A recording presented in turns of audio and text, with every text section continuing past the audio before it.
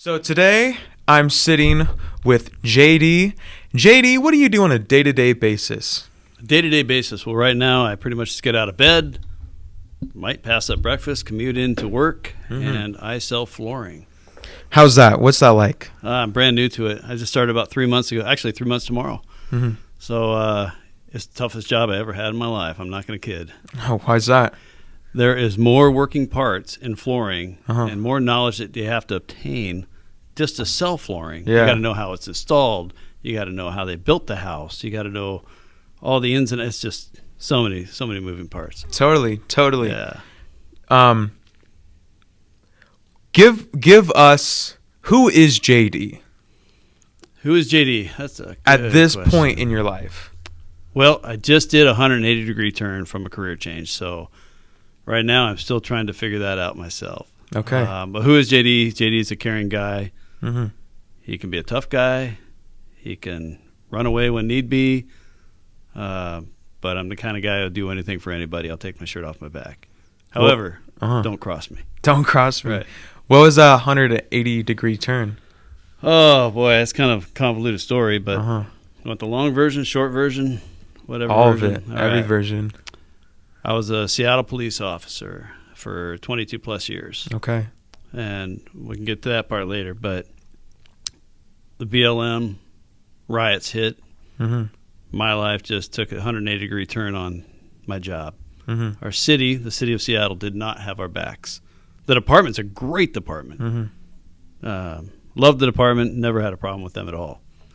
That wasn't the issue. The issue is the city leaders of Seattle, the mayor, the council members, our prosecutor, amongst others, just didn't have our back whatsoever. One day, and I don't consider myself a hero by any means, but one day you're considered a hero, all of a sudden you're a zero the next day. Totally. What happened? I think it was media just took it, ran with it. I don't understand where people thought that myself, I've been called a racist. How was I a racist overnight? Because I'm a cop. Well, if the title cop was a race, I'm the most hated race out there, so I don't get it. However, that hit. I had enough. I retired early. I had another 8 more years to go. So I took a hit, not just in the pension, but also in, it's hard to explain what it is, but in a nutshell, I had a house built out here in North Idaho, and I retired early and came out here. I ended my relationship, and not married, but dating her for a while. I found myself, well, my retirement's covering my house, but I need more money. I got to get a job. I got to find a new girlfriend. I don't know this area whatsoever. I kind of bought it on a whim because it's the only affordable place at the time that I could buy. Now it's unaffordable. Nope, not right? at all. My Not gosh. at all. I mean, I think I just came here at the right time. Totally. So that all said, there's other, it's just a totally different. I don't know a single person out here. Yeah. Other than work. So that's where whole new career. I don't know where I'm going. Would you say it's the scariest part of your life? Even though I know you've been through a lot. You mean now, you mean? Yeah, right now. No, I don't think it's scary as much. I don't think so. It's actually, it's a curious, I don't know. I like where I'm at. I'm happy I did what I did. Totally. Because I would be so unhappy where I'm at. I can't be hated. I want to be liked. Who doesn't, right? So the change was necessary. Scary. I'm a little bit scared about the future. I need to save some money. The IRS just hit me up for almost $7,000 from 2019. Whoa. I know. Oh my God, they want it by next month. Why? So long ago, backing up, I got divorced. Instead of going bankrupt, wound up making deals with the banks and taking care of my debt. Still had to pay a lot of money, but I didn't have much money. So, but I was able to pay these banks off, and they ate some of it. Apparently, the stuff that they ate on 2 of the creditors is considered taxable income. So I didn't know that, and my taxes were all approved, and apparently some things got late, or they checked it out late, and now I owe $7,000. That's crazy. I know. That's crazy. Well, what do you do, right? Yeah, totally. So we got a lot to cover. Let's start at the beginning. What was your childhood like? I liked my childhood. Mm-hmm. I really did. I was a little Tom Sawyer, Huck Finn. I got in some trouble, not with the law. A lot of trouble with my mom, my dad.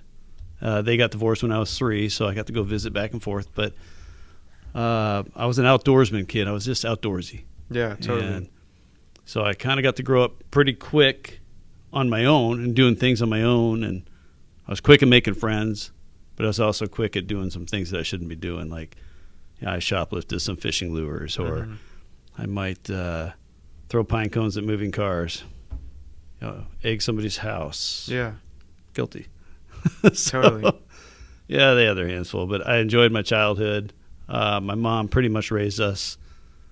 She wound up remarrying my stepdad, Paul, a great guy. We didn't have a relationship back then. Mm-hmm. However, as an adult, we really bonded. Mm-hmm. My dad, retired full-bird Army colonel, lives in Alabama, so I rarely saw him. But growing up as a kid, I got to see him like a month out of the summers. But same thing, I got in trouble. How did that affect you, not knowing your dad, almost? I think I had my ups and downs. I hear a lot of other people say, you got to have a dad in your life and you got to have a mom. And I totally agree with that. I get that if you want a well-balanced life, it's good to have a woman in your life, a mom, or a mom figure, and a dad or a dad figure. I don't know what it'd be like just to be around women all the time or just be around men all the time. But so I got lucky because I got bounced back and forth a little bit, at least for the summers. I had a stepdad. I had, other adult figures that were in my life. But I thought I'd try to compare it like, hey, you got more Christmas gifts. Yeah, fair enough. So that's kind of how you see it as a kid. Exactly. But but no, I was happy. Yeah. Talk about your search and rescue days. All right, we're going back to, I think, 1983. I know. Were you even born then? Not No, even you close. weren't. Don't even think I was in the nutsack yet. Right? No, 1983, I won't tell you what class because it's kind of embarrassing. All right, cooking. My home ec class, and I also took a sewing class. And I love cooking. Me and one other dude were in the class, and the rest were all girls. Oh, okay. So, but it had its benefits, but, it's pretty embarrassing. But the teacher was in search and rescue. Her husband, Grant Smith, was in charge of the Pierce County Search and Rescue. And I was really intrigued, being an outdoorsy kid and all.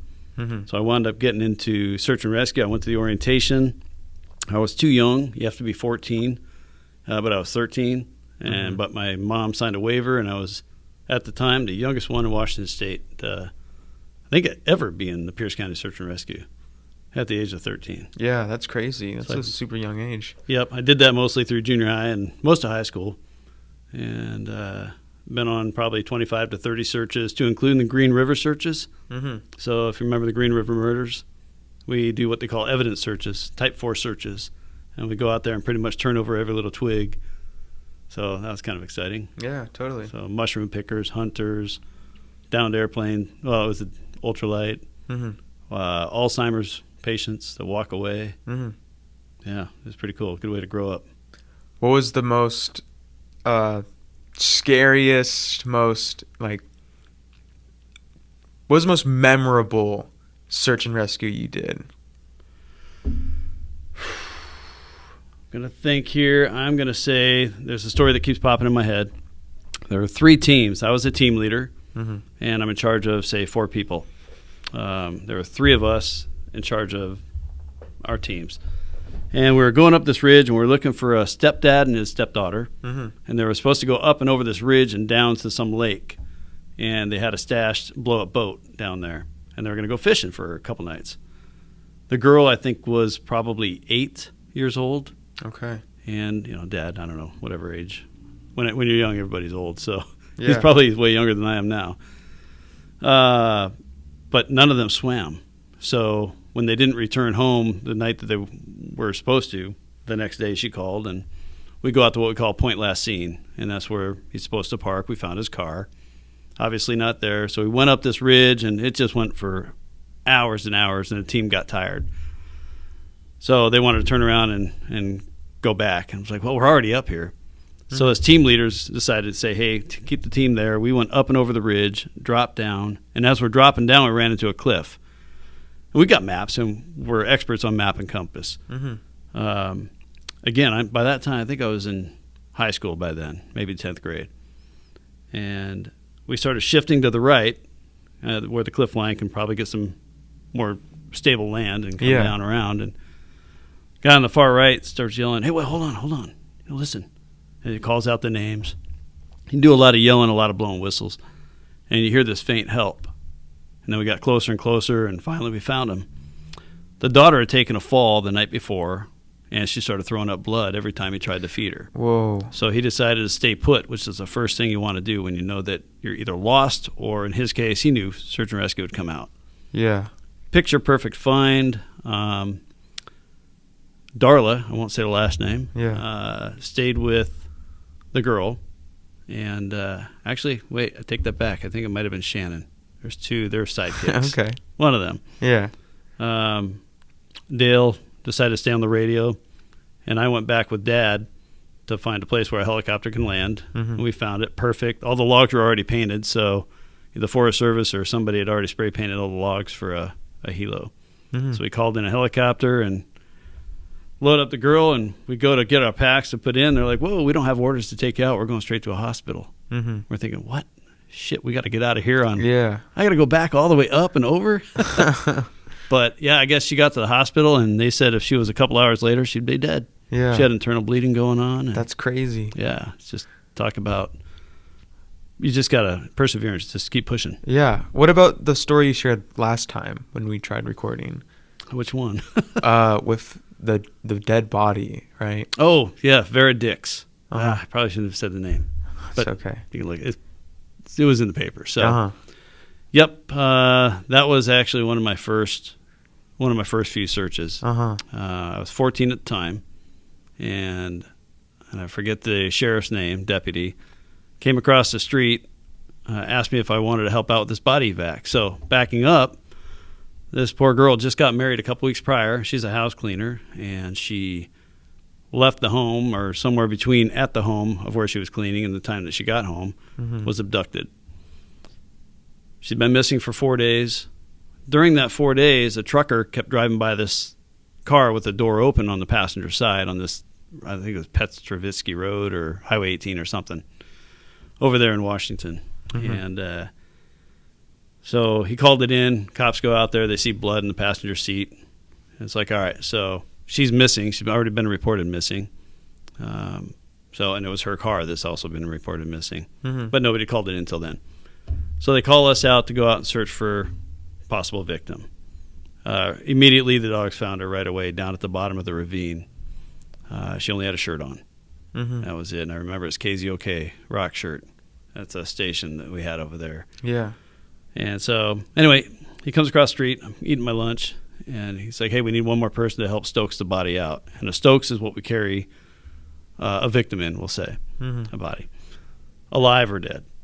So we're coming down. We're walking down the grid tape, the police caution tape, and I see what I thought was a stump out of my peripheral vision. I always just, I can remember this. And then we come around and we realize, oh, she hasn't been bagged yet. He told me it was, or she was. So he said, hey, man, you don't have to be here, I get it. It's like, no, I'm comfortable. I'm cool. And at the same time, I'm thinking, dude, she's basically naked. I've never seen this, and I'm young. Yeah, and totally. And somebody who's been killed. So anyway, they wound up bagging her up, tied her in the Stokes, and I got on the front left side, and the officer got on the front right. Take the body right up the ravine where we met all the media taking pictures, and the Tacoma News Tribune front page, I don't know if it's a local part, but I think it was the front page, was my arm and a little bit of the body of my jacket. I had my little patches that I had there, nice. Search and rescue, and then the full shot of the officer, the deputy, and of course the Stokes. And I had that on my wall for years. Like, that was me. My arm's in it. Yeah. So, but yeah, it was kind of a changing moment, something that flashes in your head. Cause what is it like to be 14 and see a dead body and a naked girl at the same time? Right. It was morbid, to be honest with it. For me, I I look at death as morbid. I've seen a lot of death in my life. Being a police officer, which and Marine twice, and one. I only count one enlistment. But yeah, it was interesting. I guess is the best way to put it. Interesting. Doesn't bother me. Yeah. You wind up thinking what that poor woman went through. And throughout my life, I've seen many, many, many cases now, but there's not one that you don't just wonder what was going through her head or his head. So, but as a kid, yeah, you grow up fast. Grow up fast. I imagine so. Yeah. What did you do after search and rescue? Well, I didn't do sports in high school. I did search and rescue instead for the most part, and it's probably good because when I was younger, I'm the guy who went the wrong way and make a goal for the the other team. Yeah. Like, knucklehead. Yeah, totally. So, but I wound up enlisting in the Marine Corps when I was a senior in high school. So I finished it out, and I signed up to go off to boot camp after, say, in August. It was mid-August. Just because I wanted to enjoy my summer. Wanted to go out and play, and so I did. Wound up going in the Corps, and that was probably the best decision of my whole life. For a lot of reasons. It gave you responsibility. You got a job at such a young age. The buddies that I met are still buddies for life. The experiences I saw were great. I was in the desert, known as the Gulf War. There is only one Gulf War, though. A lot of people say, were you in the first Gulf War or the second? Well, there was only one. But it's Operation Desert Storm and Shield. So... and I got out. That was 88 to 92. So, what was it like to be in the Marines for you? I loved it. I joined the Marines because I wanted to claim a title. My dad's a full-burn Army colonel, and then my brother's in the Air Force, and I was in the Marine Corps. And I think I win. Yeah. My dad's, he's just got a total fruit salad, of medals. Yeah. And I had my share, a few, and my brother had his. I think my brother actually has more than I do, but he was Air Force, so they give medals for different things. Totally. I'm not putting down anybody in the Air Force. So military is military. But no, it was awesome. It's a love-hate. Love-hate. Yeah, love-hate. But now it's just a love because you forget the hate. Yeah. What are some loves and some hates you have with the military? Let's start with the hates. Okay. If that's cool. That's cool. So the hate was day one. When you're on the bus, you're still a civilian, and you're being transported. Well, technically you're not a civilian now because you're in charge. You got government officials in charge of you. So, but there's these yellow footprints that you get off this bus and stand on. Yeah. And once you stand on those, the shit just hits the fan, and it doesn't stop for like 90 days. Wow. You got 3 months of boot camp. Yeah. And they're not nice to you, man. They are not nice. And when you post a Marine on one door, a recruit, on one door, and then another one on the other door to watch because they're gonna bend the rules. People get hit, pushed, shoved, cussed at, and yelled. I mean, they don't stop yelling. So you're in this little culture shock for the first week. Like, oh my God. Do you know what USMC stands for? No, what does it stand for? It stands for United States Marine Corps. Yeah. However, we also say, you suckers signed the motherfucking contract. So you signed the motherfucking contract. Yeah. I like that. You suckers miss Christmas. Yeah. Uncle Sam's misguided children. Uncle Sam's misguided children. That's my favorite right there for sure. And there's another one that I can't really say right now. You can if you want. I swore enough. Okay. Yeah, I better keep that one to myself. Okay, that's fine. You can keep that one yourself. That was a hate. Boot camp, I did not like boot camp. Some people say, I thought it was fun. Like, those people are demented. If you like Marine Corps boot camp, there's something wrong with you. Yeah. Or you're the drill instructor. The other hate. There are times you want to quit, but you just can't. You're being pushed no matter what. But you got to push yourself. So I was a good Marine. I admit it. That's one of the things that I can honestly not be so humble about and just admit that I was a good Marine. Getting promoted to Corporal, which is your first step to NCO. It's a non-commissioned officer, E4. When you get promoted, you get punched. So everybody in the platoon that has that rank or above gets to punch you. Wow. You get one side, and then they swap, and they get the other side. It's called the gauntlet. You got to walk through it. So they punch you, and then you got to walk back so they can get the other side. But when you get corporal, you know how like some Marines have a red blood stripe that goes all the way down their trousers? Yeah. So they're blue pants, and those are called blood stripes. Mm-hmm. And so you have to earn that. So not only do you get punched, you get kneed right in the thigh. Oh, wow. Right on the side, dude. And I imagine they're not like, little baby punches. No. They're all out. I had a couple buddies that kind of went easy, but Yeah. it was already too late. I was already so battered up that you can just go and you're going to fall. Yeah. So they're holding you up, but they're kneeing the shit out of you. That's crazy. Yeah, and you got to come back, but they're carrying you back. And I remember I had a chew in, and I was out in the Gulf War when I got it. Uh-huh. So that was 1990, Wow. or it might have been 91 during that time. Uh-huh. I was gone 90, 91. So, but I had a chew in when I started, and the chew was all over my face when I got back. So I didn't walk barely for at least 2 weeks. I was limping everywhere. That's funny. Everywhere. Yeah, totally. They got rid of that, though. I guess people's thighs were getting broken, and they called it hazing. And Babies. some Navy dude put a stop to it, but That's what not do you do? not right. What- Softening America. What did you love the most about the military experience? I loved, and I still do today, because I get to claim a title for the rest of my life. So Oh, wow. today, I'm sitting here and I'm still a U.S. Marine. Yeah. I can't take that away. Totally. So that's the number one thing. Because, don't get me wrong. Army, you're always going to be a soldier. And Navy, you're always going to be a sailor. And Air Force, you're always going to be a flyman. Mm-hmm. Flyman? Is that what they call them? Yeah. Pilot. A flyman. Flyman. I think that's what they call it, right? Yeah. I thought it was called a pilot. No, that's only if you fly. But Okay. a flyboy, like a airman. That's what it is. Airman. God, I had a brain fart there. Sorry, guys. Flyman.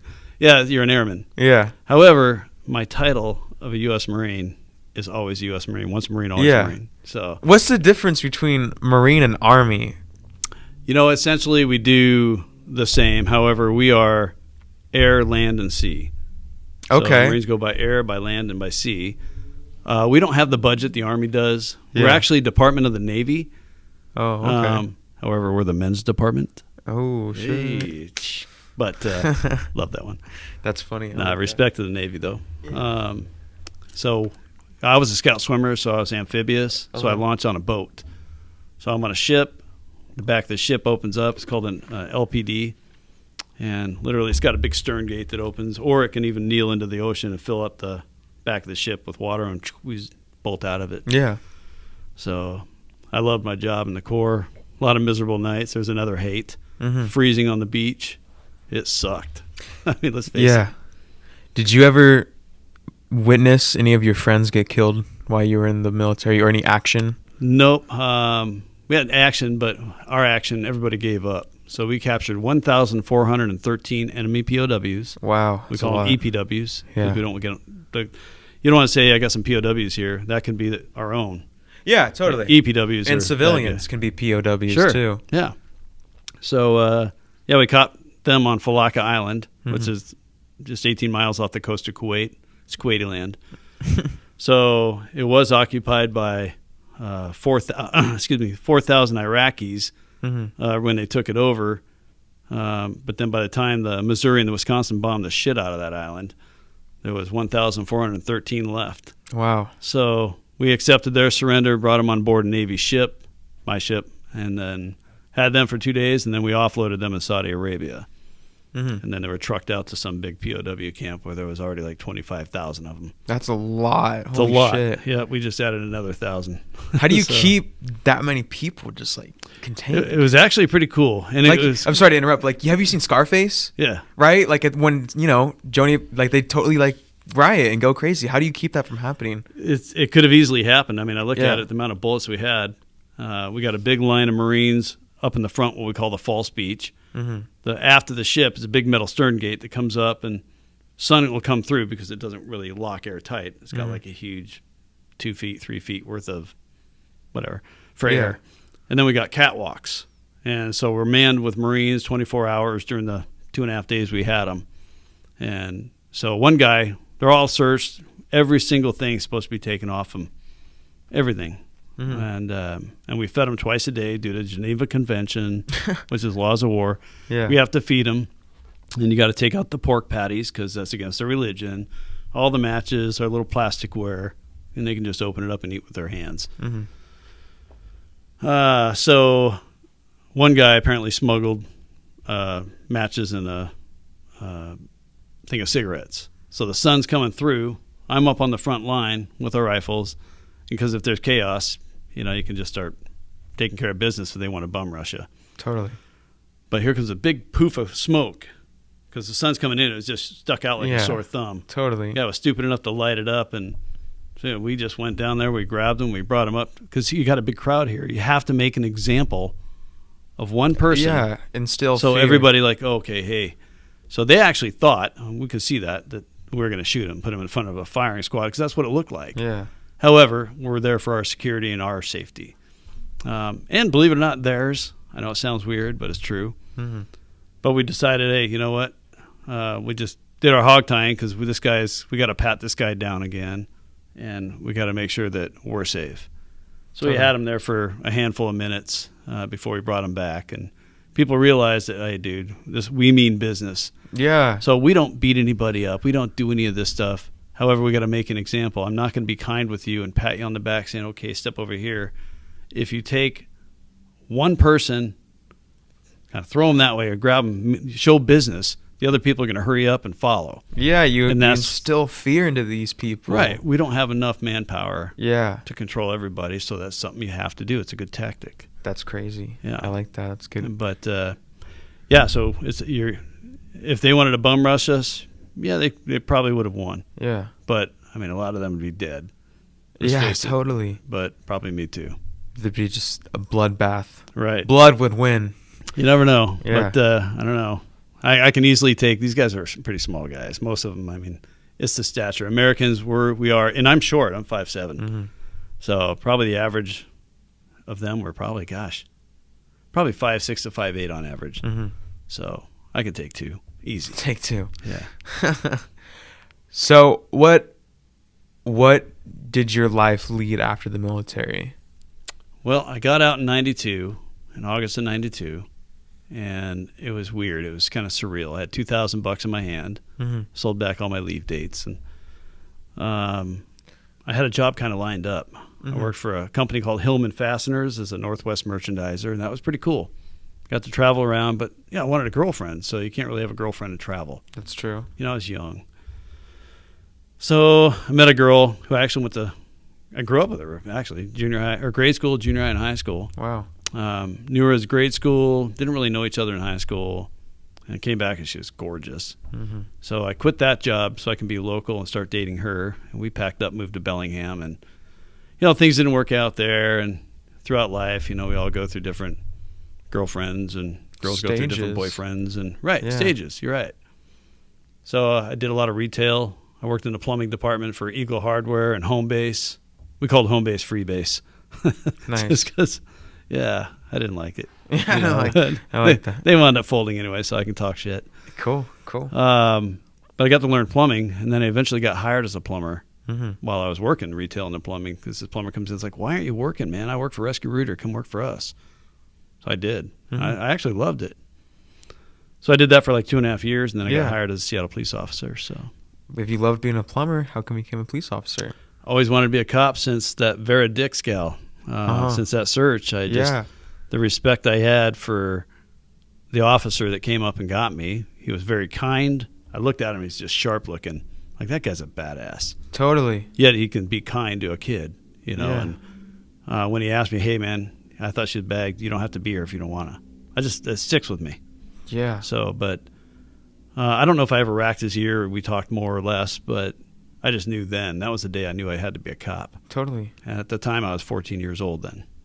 Wow. So I kind of farted around, kind of screwed around. I tested a little bit here and there, but you're testing against like 2,000 other people at the time. Now, anybody can get hired because they lowered all the standards just to fill in the blanks. Yeah, totally. So I don't know. Not anybody can get hired, but yeah. Well, we'll get to that point. Yeah. Right. So what's it like going through boot camp, being a police officer? Would you say, not boot camp, police academy? Yeah, police academy. Yeah. That's just like what I meant by that, I guess you could say, is like, how is becoming a police officer different than boot camp in the military? Because it's kind of similar but very different. It was boot camp in the military was much harder physically, mentally. I mean, it was pretty much a mental game. They got in the Marine Corps. They got to break you down to rebuild you. Yeah, that's the truth. Basically, they got to break all your bad habits, all this stuff, and it's not easy. And they got to break your brain. So then, boom, now they're going to build you the way you want to. Yeah, you're touching your face right now. I see. Yeah. Oh man, you would pay the price for that. If they see you going like this, like or swatting a bug, wow, they'd be like, "What the fuck did you do for that? What'd that bug do to you?" Yeah. Now you're gonna pay. Yeah. So we call it getting thrashed. So That's you go out funny. in the pit, you'll be doing what they call bends and thrusts, burpees, push-ups, sit-ups, whatever, boom, boom, boom, boom, boom, until you are just dead, amongst other games. Yeah. You'll take totally. your rifle.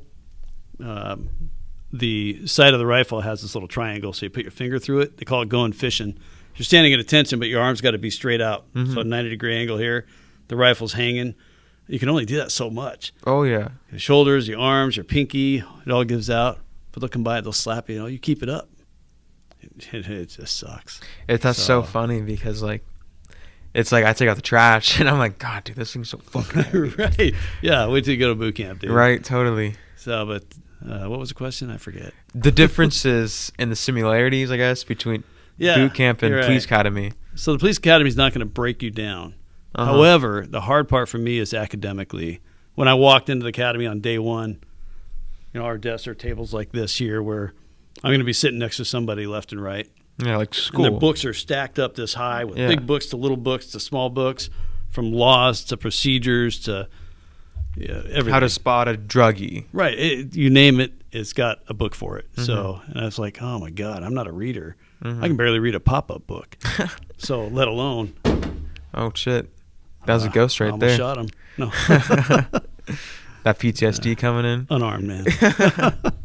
So it was more academics for me there. It was a 6-month academy. Uh-huh. I went through what they call a Standpoint Academy, and they were working us with Seattle Police with the King County Sheriffs, and we did a joint one. And so it was a little longer than, I think 2 months longer than the other state academy, which I kind of got screwed there. Plus, I lived right next to the state academy, and I had to drive all the way to North Seattle, North Seattle. Can't talk. All the way to North Seattle. Yeah. And then come all the way back, and the traffic just sucked. So, Totally.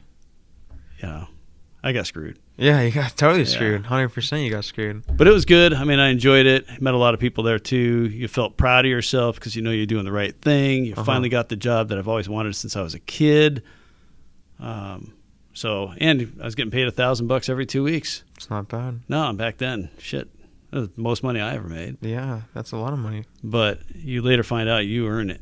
Mm-hmm. So basically, I'm trying to cram. I call 4 years of college in 6 months. Yeah, totally, 100%. Yeah, I studied too much. I wound up losing a fiance for it. Wow. Yeah, she thought I fell out of love with her. And was like, no, I'm just trying to study, and tried to keep Sundays open, but I got to do Such is it. life. Exactly. So, but then I wound up going to what they called FTO. It's a field training observation, we'll say, but it's officer. So you have 3 FTOs, field training officers, during a 3-month period. Mm-hmm. And then you go back to the first one for 2 weeks. And they're basically instructing you through 3 months. You go to different precincts.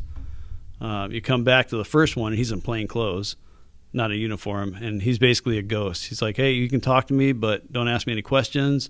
If you need backup, you call for somebody else. Mm-hmm. I mean, if shit hits fan, he's going to be right there for me. But if I say, I just arrived, I'll need a second unit, he's not going to count. So I got to call another car. Yeah. So he's actually grading me.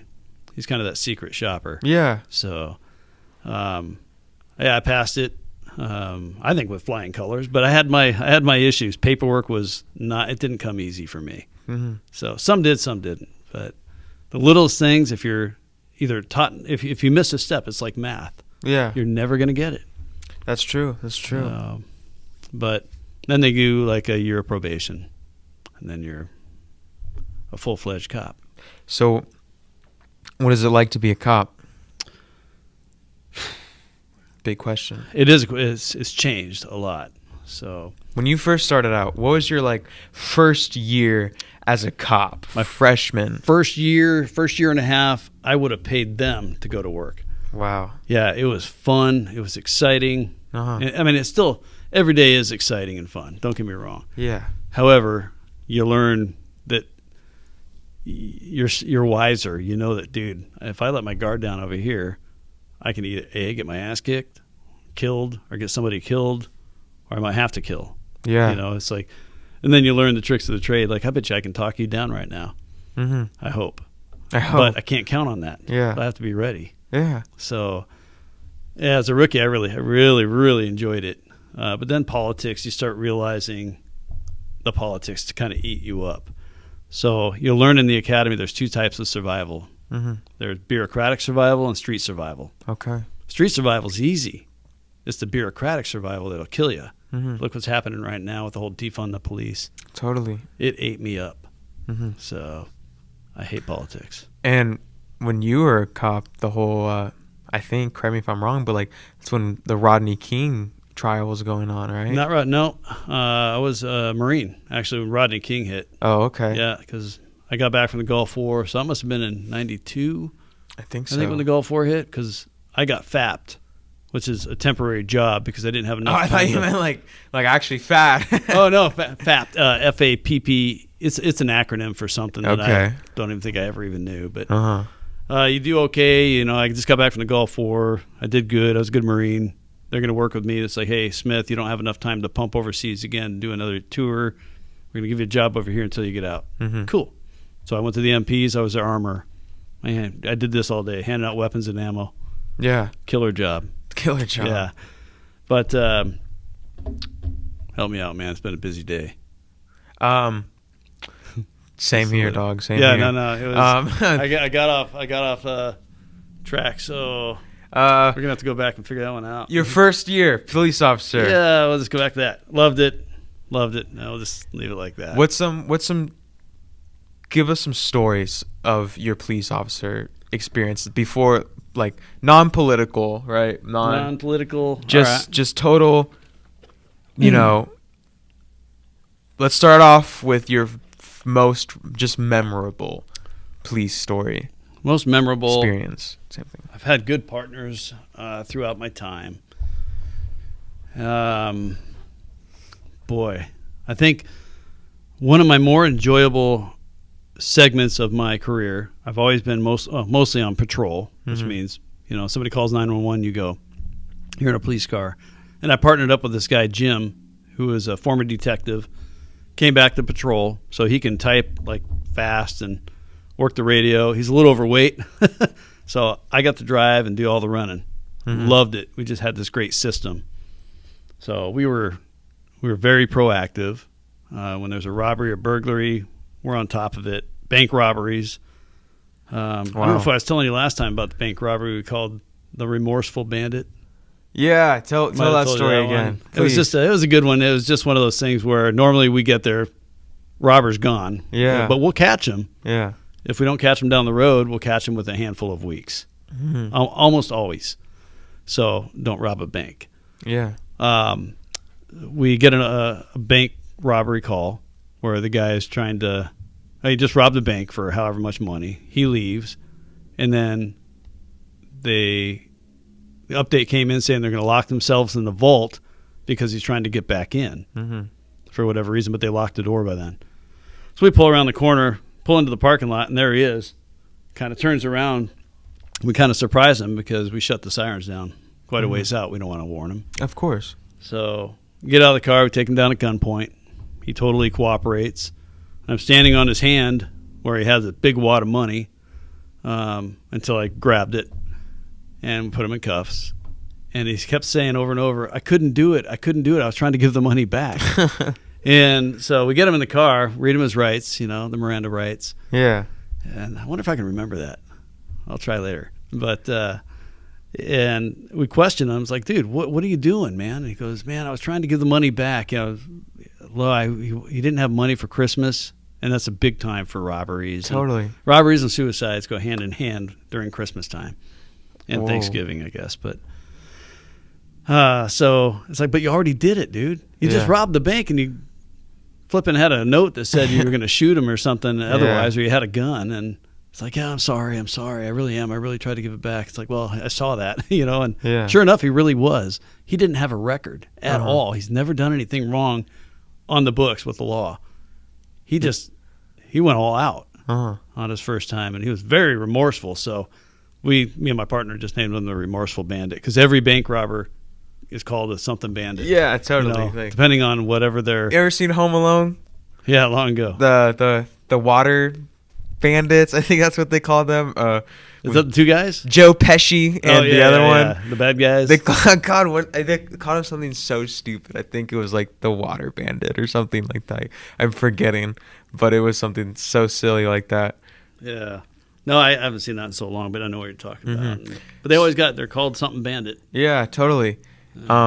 Try to do the Miranda rights. Let's see it. Try to arrest me right now. All right. You have the right to remain silent. Anything you say can and will be used against you in the court of law. You have the right at this time to talk to a lawyer and have him present with you while you're being questioned. If you cannot afford to hire a lawyer, one will be appointed to represent you before any questioning if you wish. You can decide at any time to exercise these rights, not answer any questions, or make any statements. Do you understand these rights I've read to you? What happens if I say I don't? Then I can say, would you like me to read them again? Okay, I go over it again one more time. And then I say, F you. Okay. Like, that doesn't mean anything. I typically say, thank you. I shut the door and go from there. So, but if someone doesn't accept their Miranda rights, what happens? Because Well, then I'm not going to question them about that. I can still talk to you like, hey, man, I like those glasses. Where'd you get those? Or, whatever. But I can't talk to you about the crime. I can't say, hey, man, what made you do this? Or did you do this? Or you're basically lawyering up at that time. If you don't understand the rights, I can't explain them in other words because they wrote the Miranda rights that way.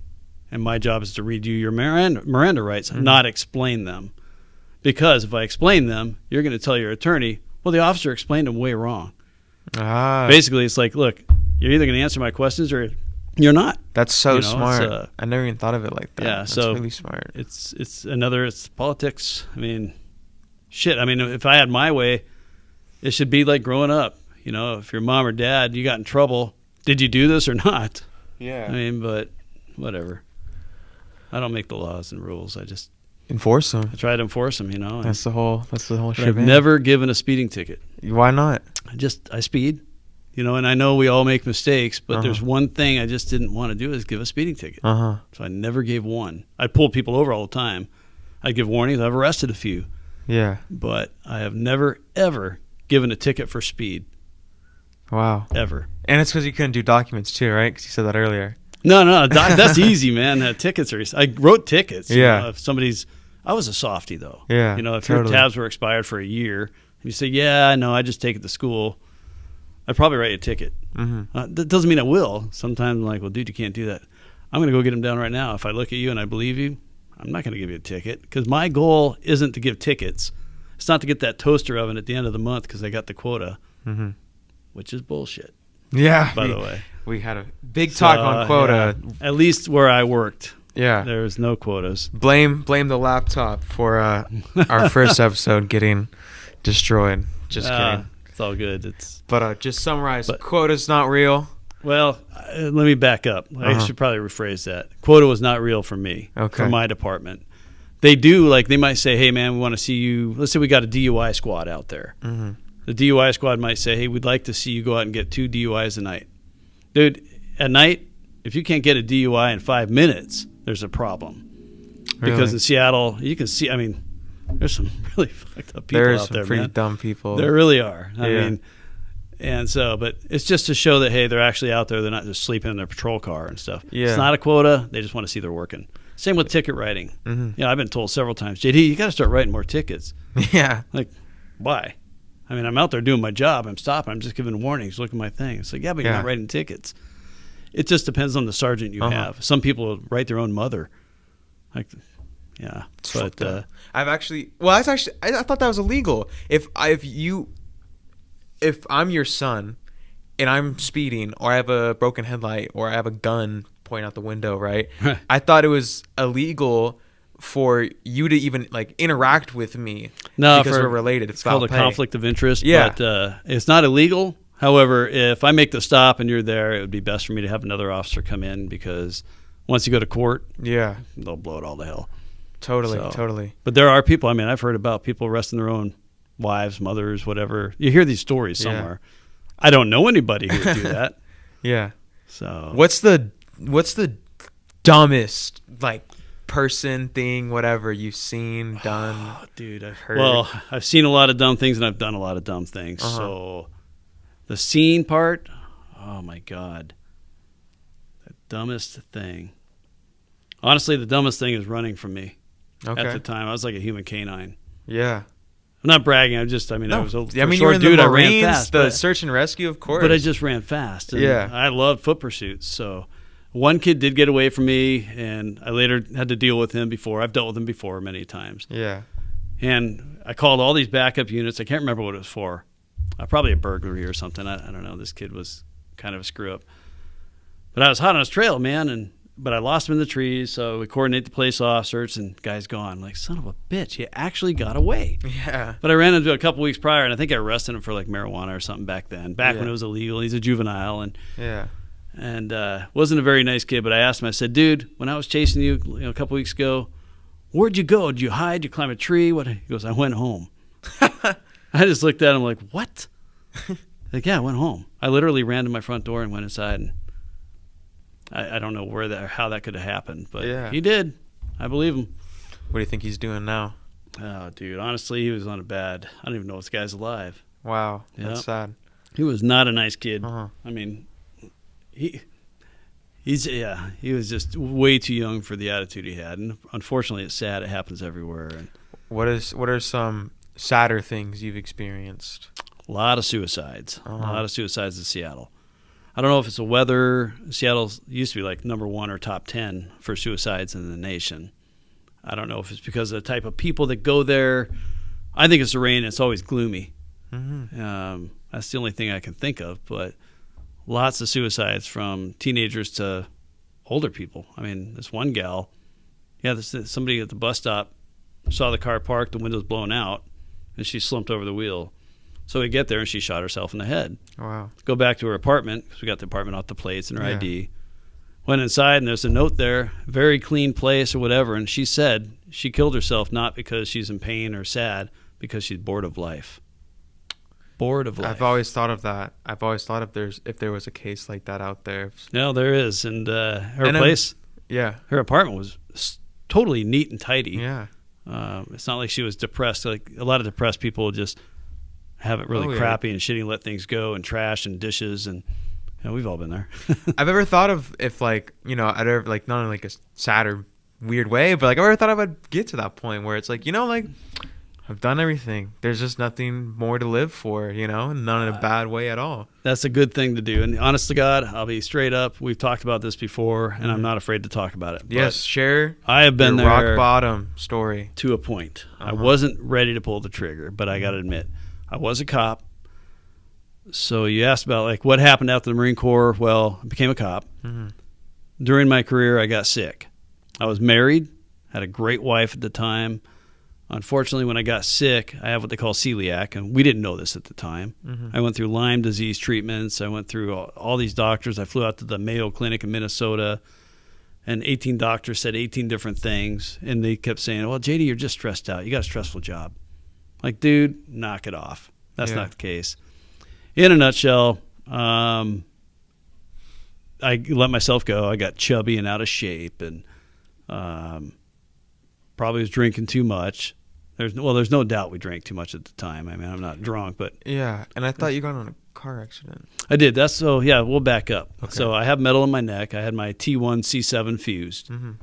Up until that point, my life was normal. I climbed and skied Mount Rainier. I'd do like 7 to 10 day hikes solo Mm-hmm. in the Cascades. I loved it. I lived in Snoqualmie Pass in the mountains. I skied. My life was great. But the day of the surgery, when I came to, everything was different. So I think maybe my vagus nerve got stretched too much or nicked, or my body's just not accepting the metal in my neck. Throughout then, I'm trying to heal, and I've been on light duty, and I flew out to the Mayo Clinic, all these hospitals and doctors, and nobody's really figuring it out. Mm-hmm. They know there's a problem because the muscle spasms, but Yeah. they just thought maybe I was just stressed out or something. And I know myself very well. So that's kind of what led up to me getting diagnosed. So I diagnosed myself. The Gulf War illness is on the factor. The VA says I have what they call Gulf War illness.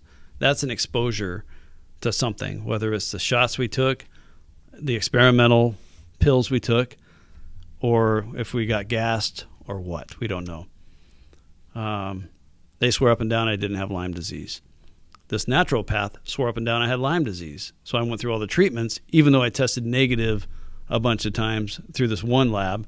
This other lab was a negative positive, so she ran with that. Mm-hmm. I don't diss her for that at all. I mean, it was my choice. But here now I'm pumping myself with intravenous antibiotics amongst the pills. It ate me alive. Antibiotics aren't good for you to begin with, yet tenfold for like a year and a half. So it also broke me. It cost a lot of money because it's experimental stuff.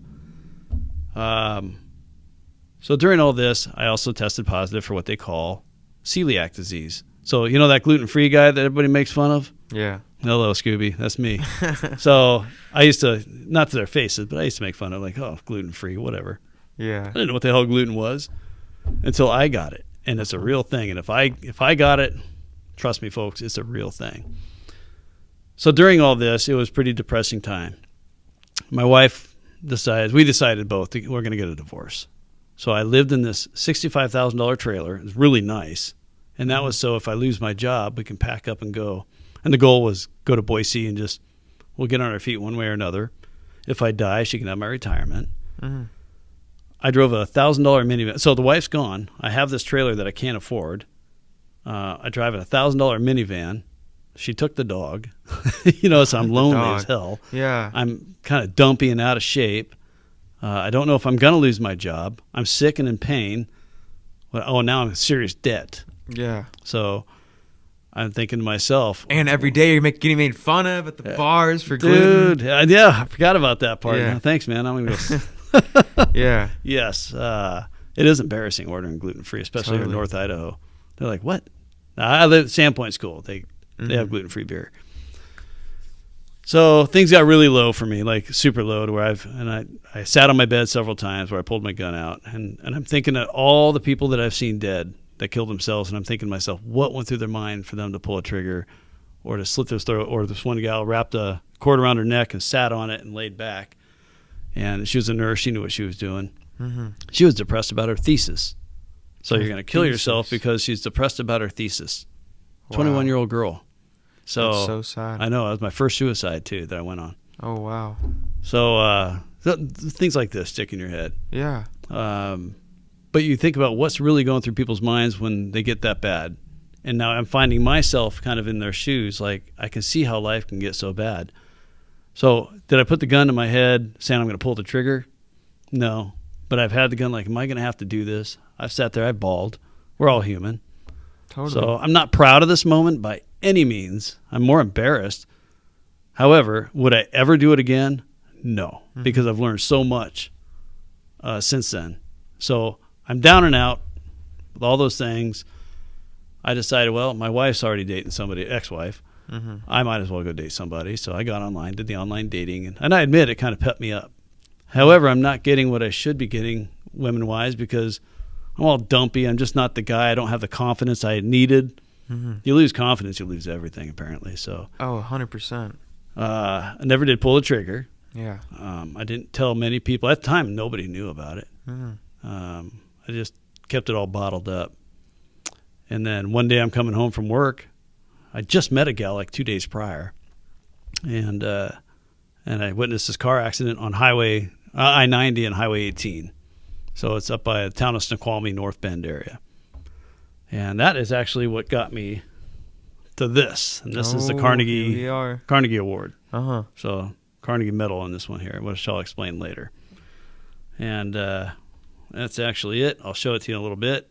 Cool. It's pretty rad. Yeah.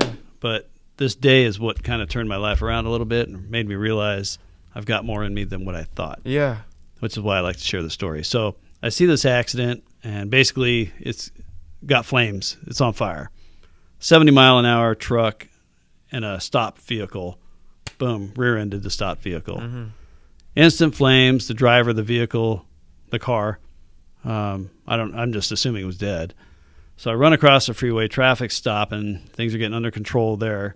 But tunnel vision's kicking in. I run to the car, and the door's not opening, and I see this person slumped over the passenger seat from the driver's seat, clearly unconscious. And flames are getting bigger and bigger, and I can't get the damn door open. Mm-hmm. And it's just been buckled up. So I just tried, and I remember my neck going out, and it hurt, but I was more embarrassed because I'm thinking, I can't get this door open. I'm doing this motion over and over, and I'm using my whole body to where I just kept hearing this voice, get away from the car, get away from the car. Mm-hmm. So I got a gun and a badge on my hip. I'm in a suit, basically, but except for without the jacket. I left that in the car. Brand new shirt that I loved very much so, mm-hmm. which has been replaced, by the way. Okay. The door just miraculously pops open while I'm thinking, okay, I got to get this door open. I don't want to see her burn. Yeah. Dead or alive. It opens up, and I just remember stopping for a second going, holy shit, it opened. Yeah. Sweet. But now flames are getting bigger, but I wasn't fixated on that. I was fixated on her. Yeah. Turns out it was a female. 70-year-old lady named Carissa Carley, and I can say that because we're friends today. Mm-hmm. And her story's online. If you Google just Carissa Carley or Seattle Police John Smith, mm-hmm. everybody knows me, so it's okay. Now you know my name. Mm-hmm. So I kneel in and trying to see if she's awake or whatever first, and I'm looking in the back seat, and there is no back seat. It's all the way munched, literally up to the back of her head. Wow. Which is probably what knocked her out to begin with. Mm-hmm. Sending her head forward, which gave her 152 stitches across her forehead and up. Wow. And so she's over. It's dead or alive. Didn't know if it was a guy or a girl. Hair's just kind of covering the face. And I get her up, and she's just bleeding profusely. I'm thinking to myself, shit, I don't have gloves on. It's all over my arms, but mm-hmm. I didn't care. Was able to get her seatbelt. It's hard. You try to take dead weight, lift it up, hold it. She's a small gal, too. Mm-hmm. Undo the seatbelt and get her out of the car. It's not easy. Mm-mm. I don't have this kind of practice necessarily. Mm-hmm. But so started dragging her across, and I remember me being fixated on her feet. One shoe's on, the other's off, and her heels just dragging across the concrete or the asphalt. And thinking, man, that's got to really hurt. Yeah. It's just the things that go through your mind. Yeah. And then I see a set of arms come up, and I realize, okay, there's a guy. Couldn't pick him out of anybody. I was just fixated. Hey, he grabbed her feet. Started running backwards away from the flames. I almost fell. I almost endoed. That would have been bad. Mm-hmm. So she would have gone head first, but I recovered. Got her to the other side. We set her down, and then the cars just kind of blew up. Big ball of flame, mm-hmm. and the gas tank didn't have anything to vent, is what I'm assuming, because it was just a huge ball of fire. Mm-hmm. So, of course, we got to pick her up again and move her to the other side of this truck that was right there. And it just, she came to eventually, and she was in shock. And we laugh about this all the time. We talk all the time. Mm-hmm. She just kept yelling, "Fuck, fuck," and because she's in shock. Because I tell her, "Hey, it's okay. You were in a car wreck. It wasn't your fault." Oh, fuck! And she kept doing that over and over. But mm-hmm. she goes to the hospital. She doesn't remember anything that has to do with this wreck. Nothing. Mm-hmm. A few days later, I visited her in the hospital. It's a big thing on the news. It was a really neat story. She's living life. I think she's got to be 74, 75 now. This happened in 2016, so July 18th. Mm-hmm. That day that I did that, I remember when the fire department came, they put the flames out. They opened the street up for me to leave anyway. I-90 was still shut down. They're just like, free to go. Thanks, man. Mm-hmm. I'm driving away, looking at the cars going, man, I still have that man in me that I've been looking for a long time. Mm-hmm. So, I don't know, it's kind of hard to deal with even today. However, man up, I moved on. I thought, that was the changer of my life. That I would have quit way too soon. And I realized that there's always more inside you than what you have or can give. You think, than what you think anyway. So Totally. people want to give up. I believe they give up way too soon. You talk to the people that jump off the bridges that live. Yeah. They're saying, every one of them is saying the first thing that went through their mind is they didn't want to die. Yeah. So once their foot leaves, they're like, shit, why did I do that? Too late. But they lived and they got a second chance. But I had a second chance because, I didn't pull the trigger. I don't even think I would have. Second chance. Totally. That is a very... I can ramble about that. So very impactful moment. Nah, didn't fuck up this time. It was just... Right. No, I don't care. It was just all so good. The screensaver came on. But yeah, I don't mind talking about it because it's just reality. I'm not the only one who's been there. You might have been there. Everybody's been there. Everybody's thought about it, whether they were going to do it or not. And that's basically where I was. I might have been a step ahead of that, but here I'm a cop. I'm supposed to be taking the guns out of people's hands and talking them down, but I found myself in that position. So if you're going to take anything away from this, it would be just don't quit and know that there's always more. Just give it a chance. Mm-hmm. And that's a fact. That is a fact. I think that's a very good story. Good message. I like that a lot. Good. Have you ever been in a hostage situation? I have been, but not like you see in the movies where they're like moving away, like, oh, I'll kill her, you know, and I take the shot and push. Yeah. Hero. No. No Matrix style. Hey, actually, I want to back up. Uh-huh. So I wanted to show you this. Oh, yeah. Show us the medal. You can take that out if you'd like. I'll totally... Just pull that little green thing, and that's the Carnegie Hero Award, and I got that. Oh, it's heavy. It is. It's not gold, though. I think it's copper. I was about to say, is this I know. gold? Take a bite out of it. It's chocolate. No, it's pretty rad. It's got the date and everything, and that I pulled it from a fire. It's just a neat thing, and I'm very humble about it. However, we're doing a podcast, and you wanted to see it, so I wanted to bring it. And who is this? that's Andrew Carnegie. Apparently, he's the richest man in the world back in the 1900s or 1800s. Wow. In 1902 is when the Carnegie Hero Award came, and I was less than 10,000 that have been given between the United States and Canada together. And he left his money there to fund this program. And so it's a big award, man. It's a hell of an honor just to know that I have this the day I changed my life and realized that it's because I didn't quit. Yeah. No. Totally, 100%. Yeah.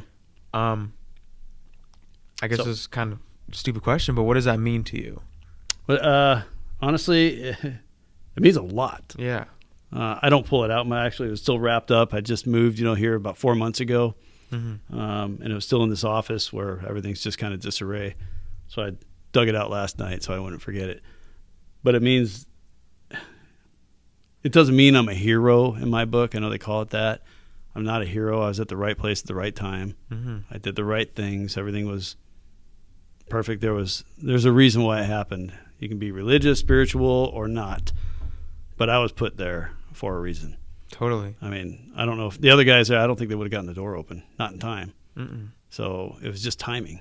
Mm-hmm. So, and I think that just kind of represents like, dude, don't quit, man. Don't quit. Yeah. So, and I swear to God, I will never quit. I'll never quit again. Good. I'll quit a relationship when it's time, but Yeah. no, I'm not going to ever quit on life. Yeah, totally. Yeah. So that's what it represents in my book. I love it.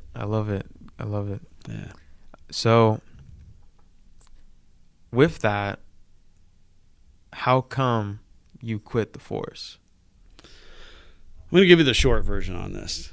We won't get too deep. We can. We can. It might get deep, but I'm going to let you guys know right off the bat, I don't have a racist bone in my body. Uh-huh. I don't care what color you are. I don't care if you're gay. I don't care if you wear those socks. They're red socks. It's got red socks on. They're actually Yeah. pretty cool. I admit it, man. Thanks, dog. They stick out, dude. It's cool. But you are who you are. I go 100% by behavior. Mm-hmm. If you're a dick, you're a dick. And that's Totally. the end of story. I believe in being kind. I believe in being humble. I believe in helping out your fellow human when need be. And I also believe in punishment and law and order. Mm-hmm. So, yeah, people go out and they party and they break the law. I've been there. Hello. Yeah. But and I'm smart enough not to draw attention to it. Mm-hmm. But things happen. You need to have cops out there, right? I don't know. I personally do not know one single racist police officer. I have never, ever knowingly met a racist cop, male or female, black or white, Asian, Mexican, it doesn't matter, ever. And I've known a lot of cops. So what does that tell you? I mean, here's a guy. I think you can kind of see my character here. Totally. I think doing this twice now. And Yeah. I don't know what our friends have said or whatever, but I say our friends. We have a mutual friend in common here. One friend. One friend. Yeah, I don't know why I said friends, but one friend in common who might have said a couple things. I don't know, but that said, do I look like? And I know you can't look at somebody and say, "Well, you're a racist or not." Definitely not. But what you know of me, do you think I'm a racist? Definitely not. Right. Because you didn't think of that woman as a white woman or a black woman. Didn't even know. Couldn't even tell the color. Just saw that there was a woman in need. Exactly. And on a traffic stop, especially at night, you don't know if the person's black, white, male, or female. Yeah. Until you walk up on the car or you see it in the mirror at the very end. You just don't. So the movies, they're going to fixate on certain things and they're going to make it. Because, yes, there is racism. Racism exists. And this does have to do with my job. I'm just kind of letting you know here that I'm kind of boiling to why I quit. So racism does exist. However, it does not exist in my job that I do on a day-to-day basis. I have not seen racism exist in my job for me or my coworkers. And I say knowingly because who knows if they're racist or not. But I haven't seen anything done by race or color or creed and gender and blah, blah, blah. So when the BLM started forming their what do you want to call that? Organization. That's fine. Okay, BLM, Black Lives Matter, because they do. They totally do. And people go around saying they chant all lives matter because they do. Every life matters. I mean, we've all stepped on ants, killed spiders, and whatever. But does that mean you're racist because you just killed a bug, or what's the difference? All lives do matter. They really do. But for somebody to say that I'm a racist because I'm a police officer is a joke. And everything got out of hand with the BLM because of some players in the BLM and because of the anarchists and everybody in between, and things got out of control. They should have stopped at that point. They should have stopped, but they didn't. Instead, they start threatening us more and throwing rocks, fire, this stuff, and it was on both sides.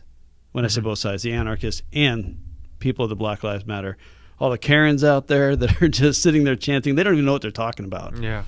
It's like, get back in your Prius and drive away. No offense to any of you guys who drive Priuses, because they are very Karens. economical. Or what? Or Karens. Or Karens. Yeah, I know a Karen. She's pretty cool. Okay, that's cool. I do too, and I admit that too. I'm on Facebook, and I'm friends with everybody, so it's just a term to use.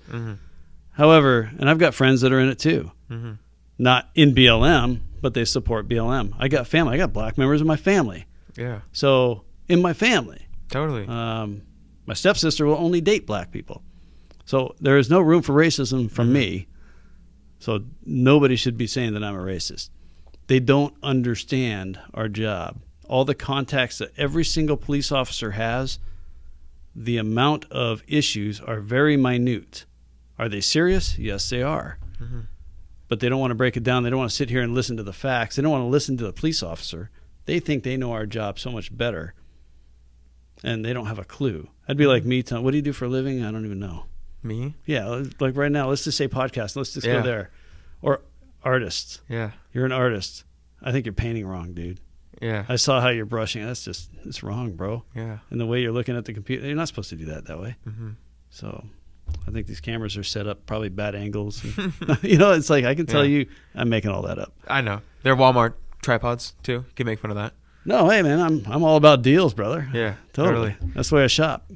So it's about how you look. Yeah, totally. So where I'm going, though, is they ruined my career with all this.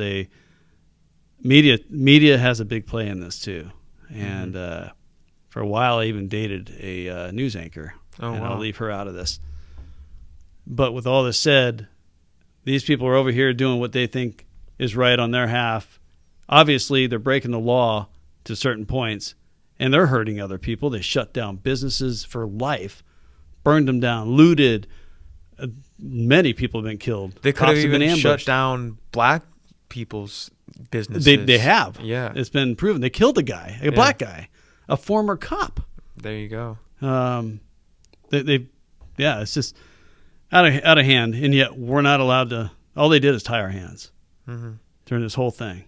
But no, you get out there and you go do your job, and they did. And I was lucky. I was behind the scenes for 99.9% of the time.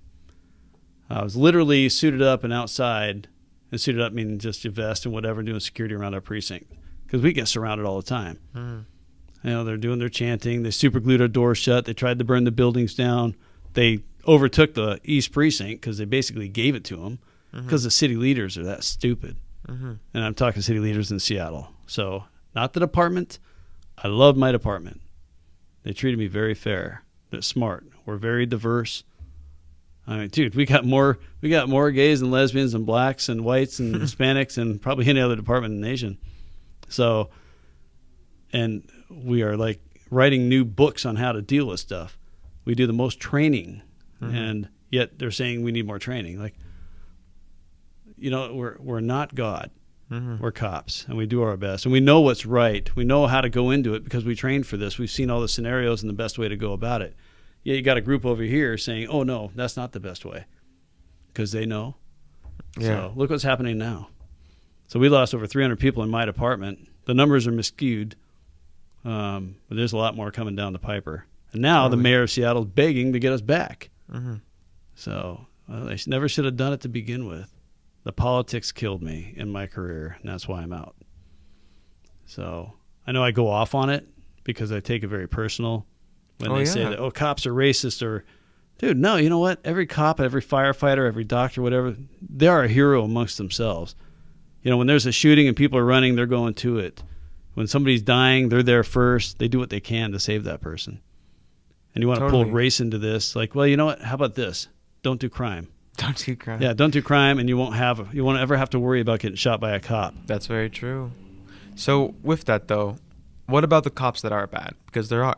There are, and I've seen some in my department. We talked before, and I'll just keep this low, but yeah, I know of one cop who wound up killing himself because he got arrested. Really good guy. He had a drug problem.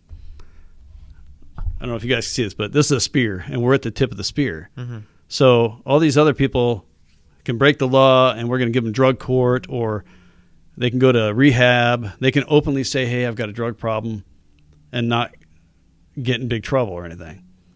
Police officers, you say you got a drug problem, he'd be all over the news like, what? You're a cop. That's so Oh, true. man, you're screwed, man. And you get caught with drugs, you're in jail, and you get bigger fine because you're on duty. It's now a federal crime and this, that, and the other, and you're on the news, and they're going to break you down being the bad guy. Yet you got a drug problem, you're a victim. Yeah. So that's very that true. said, don't get me wrong. Drugs, I don't advocate that anybody does drugs. I don't advocate that whether you're a cop or not. I mean, cops, you don't do it. You're supposed to be fighting crime, not doing it, right? Well, this guy had a problem one way or another. He was stealing crack. Crack was his addiction. He was taking it. Again, great guy. Unfortunately got caught. Caught up. Let's say got caught up with the drugs. He did get caught, and rightfully so. And decided after that, you know, before anything happened, he went home, got another gun, went to a trailhead and shot and killed himself. Wow. And he was a married father of 2 girls. Wow. And he really was a good guy. But that started something because we didn't have any place to turn to if you have a problem. I mean, we're all human, and some are weaker than others, and some break, and some snap, and we all have issues. I mean, look at me. I had a gun to my head. So should I go to jail for that? Yeah. Or I mean, I didn't need any help, thank God, but if I needed help, I need somebody to turn to.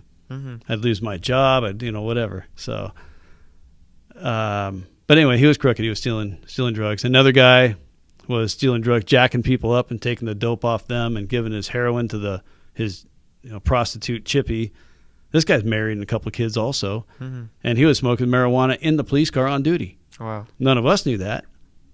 We turn him in, and we don't put up with crooked cops because you're a cop for a reason. Yeah. But that doesn't mean that people aren't going to do wrong, and we're not going to find it, or it might take a while. There might be an investigation for years before they can actually pinpoint something. So I don't like crooked cops. Not at all. Now, that doesn't mean that, hey, if Joe Blow's driving home, because this does happen. I've been driving 90 miles an hour all day long for 9 hours a day. And you get your POV, your privately owned vehicle. Yeah. And you're driving home and you're daydreaming about it. You look down like, oh, shit, 80. You got to dump it. And I've done that, man. I know. It's tough, but you got to understand my job's different. And which means there's different ways your brain's going to function, and I've heard many times I wanted to snap, people like, oh, I would love just to punch this dude. I mean, I'd pay money. Totally. But you can't. Totally. But some people do. Unfortunately, you got a breaking point. So anyway, yeah, I don't back any crooked cops. Yeah. We can make mistakes, but what do you want people to understand about cops? You need to understand. You actually really do. You need to understand that a police officer is a human being, first of all. They're not just saying, here's a uniform, go out and arrest. You're actually trained, and then you have to get the experience. And during that experience, you're going to trip over stuff and make mistakes and not do things right, just like any job. If you see a police officer, just understand that we're human. However, you are trained, and we are the last of, what's the term I want to look for? It's like we're the last, the biggest brain fart right now. What the hell? People to turn to before chaos can happen. It's true. Yeah, I don't know what the word is, but there's a term I'm thinking of. Last line of defense? Yeah, we'll just do that. So we have to win no matter what. I can't let you win. Yeah. Because you get my gun. And if you get my gun, you're going to kill me or kill somebody else. Yeah. I have to win. And so if you throw a punch, I'm not just going to punch you and then you punch me and I punch you and see, oh, God, I hope I don't pass out first. No, I might have to hit you 2 or 3 or 4 times. I might have to elbow you in the face, take you down on the ground, wrestle you for a while to put you down and then get you in cuffs. But people see that and they're like, oh, this cop's beating the shit out of this guy. It's like, no, I'm not. I'm trying to get it under control. He's fighting me. So if he gave up, like, okay, I quit. Yeah. Okay, put you in cuffs, and guess what? We're done. That's how it's supposed to work. But it's ugly. So that when you see stuff, don't judge the cop that he's beating the crap out of somebody. Understand that maybe he's trying to defend himself. Put yourself in that situation. So, you're right. There's always there's always 2 sides of the coin. Yeah, there's bad cops, but there's also bad people. There's a lot more bad people than there are bad cops. Yeah. I can promise you that. Totally. Like I said, I just named 2 bad cops. There are cops that I don't like because they're dicks, but is that illegal? No. They had bad days. They've got bad problems too at home. We're all human. Yes. We're all just we're all human. That's right, man. So, yeah, if you're gonna, I guess if I was to pass anything on, just give them some credit, man. Or get back to reality. Cut them some slack too, because correct me if I'm wrong. You are totally trained to kill, right? Every second of when you're a cop, you are always preparing for, okay, how can this go bad, and what can I do to prevent this escalating worse, even if it's just a traffic stop with me. Right. Traffic stop. You look at the cops that have been killed. The majority are killed on domestic violence or traffic stops. So, oh my God, this officer came up to my car. He had his hand on his gun. Whoop-de-doo. Was it pulled out? I mean, you got to unsnap, turn, push, whatever. Yeah. There's a lot of little mechanisms you got to do to pull a gun, but they're just getting ready because they don't know you. And then once they see you, whatever, and if you're under control and your hands are there, and we're going to relax too. Totally. Until we get up there and find out what's up. If you want to get an attitude with a cop, we don't know what's going to happen. If you want to keep leaning around and not listening to the officer saying, hey, don't reach for anything, but then you keep reaching for something, it's kind of on you. Totally. And Ted Bundy was super charismatic, right? He was a woman charmer. He was no one expected Ted Bundy, and look who he turned out to be. Ted Bundy, that's right, man. You just never know people. Yeah. And that's what your job is defending people. And so when you don't know who anyone is, you're constantly being put in stress, and sometimes it does boil over and mistakes happen. Yeah. And innocent people get killed because we're all human, and then like we're all human, and so innocent people get killed, and at the same foot innocent cops get killed because we're only human. Dude, if you looked at all the cops that get shot, Yeah. you'd be amazed. Shot and stabbed. You'd be amazed. Just because they lived, you never hear about it anyway. Yeah. I mean, we're going to have anywhere from 1 to 200 cops a year killed. That's just killed Yeah. in the line of duty. That's not stabbed, oh, you barely made it or lived or you're crippled for life. And, man, it's a boatload, dude. Totally. So, yes, we have to kill people sometimes. Do we want to? Hell no. We don't become a cop saying, I'm going to kill people. Right on, dude. Mm-hmm. No, that's the last thing you want to do. That's Yeah. the last thing you want to do because you got to live with this for the rest of your life. Mm-hmm. So, Have you ever killed anyone or almost? no, I've almost. When you say almost, I've almost shot a couple people, or it was just. What are those stories? Well, let's say this one in FTO. I think we might have talked a little bit briefly on this one because it's one that pops in my head. Mm-hmm. But my FTO, the field training officer's in plain clothes and came out as a shots fired. Guy just shot. He's in a disturbance at 105 in Aurora. That's its AM PM. Big trouble spot for druggies. And I guess he got in an argument with something and shot around up in the air and took off northbound on foot. Camouflage jacket, lots of hair, black male, I think jeans and boots was the description. So, boom, we're shooting down Aurora. I worked third watch this nighttime, probably around midnight or 2 o'clock, somewhere in there. And my partner sees him as we're going by. I'm like, hey, that's him. He's back there. So, whipped the bitch, came back. Lights are on. We're right in the middle of Aurora right now, and he's over on the side. But take him down at gunpoint. Another unit, my buddy John, pulls up on the side. He's got a side view. I've got the back view, and so does my partner. And we're telling him to stop, and he just kept, I didn't do nothing. I didn't do nothing. That's all he kept saying over. I didn't do nothing. One hand's in the pocket. The other hand's got a bag. We don't know what's in the bag. Turns out it was alcohol, but whatever. Yeah.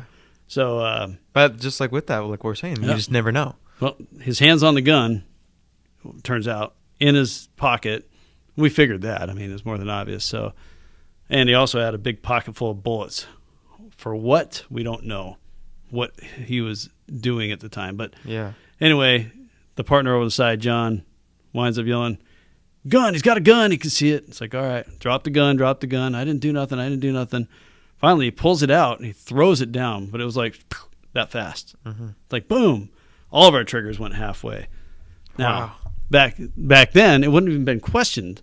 It's like, hey, man, he had a gun. Yeah. Pulling it out, which was stupid. All I had to do was let go and go like this and comply. But you pull a gun out of your pocket when cops have their guns on you, come on, man, you're asking to get shot. Totally. Period. We don't know if you're going to go like this. I mean, John's right there. It takes 2 seconds to go like this and pull a trigger. Yeah. And remember this, we'll call it a math problem. Action is faster than reaction. Yeah. So he's doing the action. You got to react. You're going to be slower. So I can take a gun right now and go pop, pop, pop, pop before you even realize what am I supposed to do, before I realize even what I'm doing. Yeah. I'm dead. Right. So either way, it turned out great. We didn't pull our triggers all the way. We critiqued it later. It's like, dude, I just put my finger on the trigger and was getting ready to dump him. Yeah. Totally. But he throws it down, hands are in the air now. All right, boom, take him down, cuff him. He was a fugitive out of Florida, felony warrant for something. I can't remember. Not a nice guy. So, but a lucky guy that night because he should have had multiple bullets. Or could have had multiple bullets. Nowadays, I mean, we'd all be on trial for what? You can't go by color. You have to go by behavior. Totally. So, anyway, that was one point where, honest to God, it was just so close. Totally. So close. What was I about to ask you?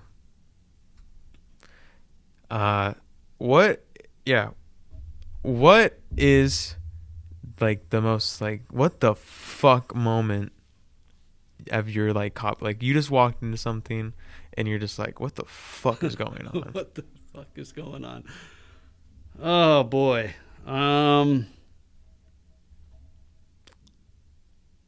Jeez. Oh well, I can say, well, I think we talked about the naked girls. Yeah. That was a big surprise. It was a noise complaint. I won't get into detail, but almost every woman outside and inside this home Not one guy on scene except for me and my partner, or on site, we'll say, had clothes on.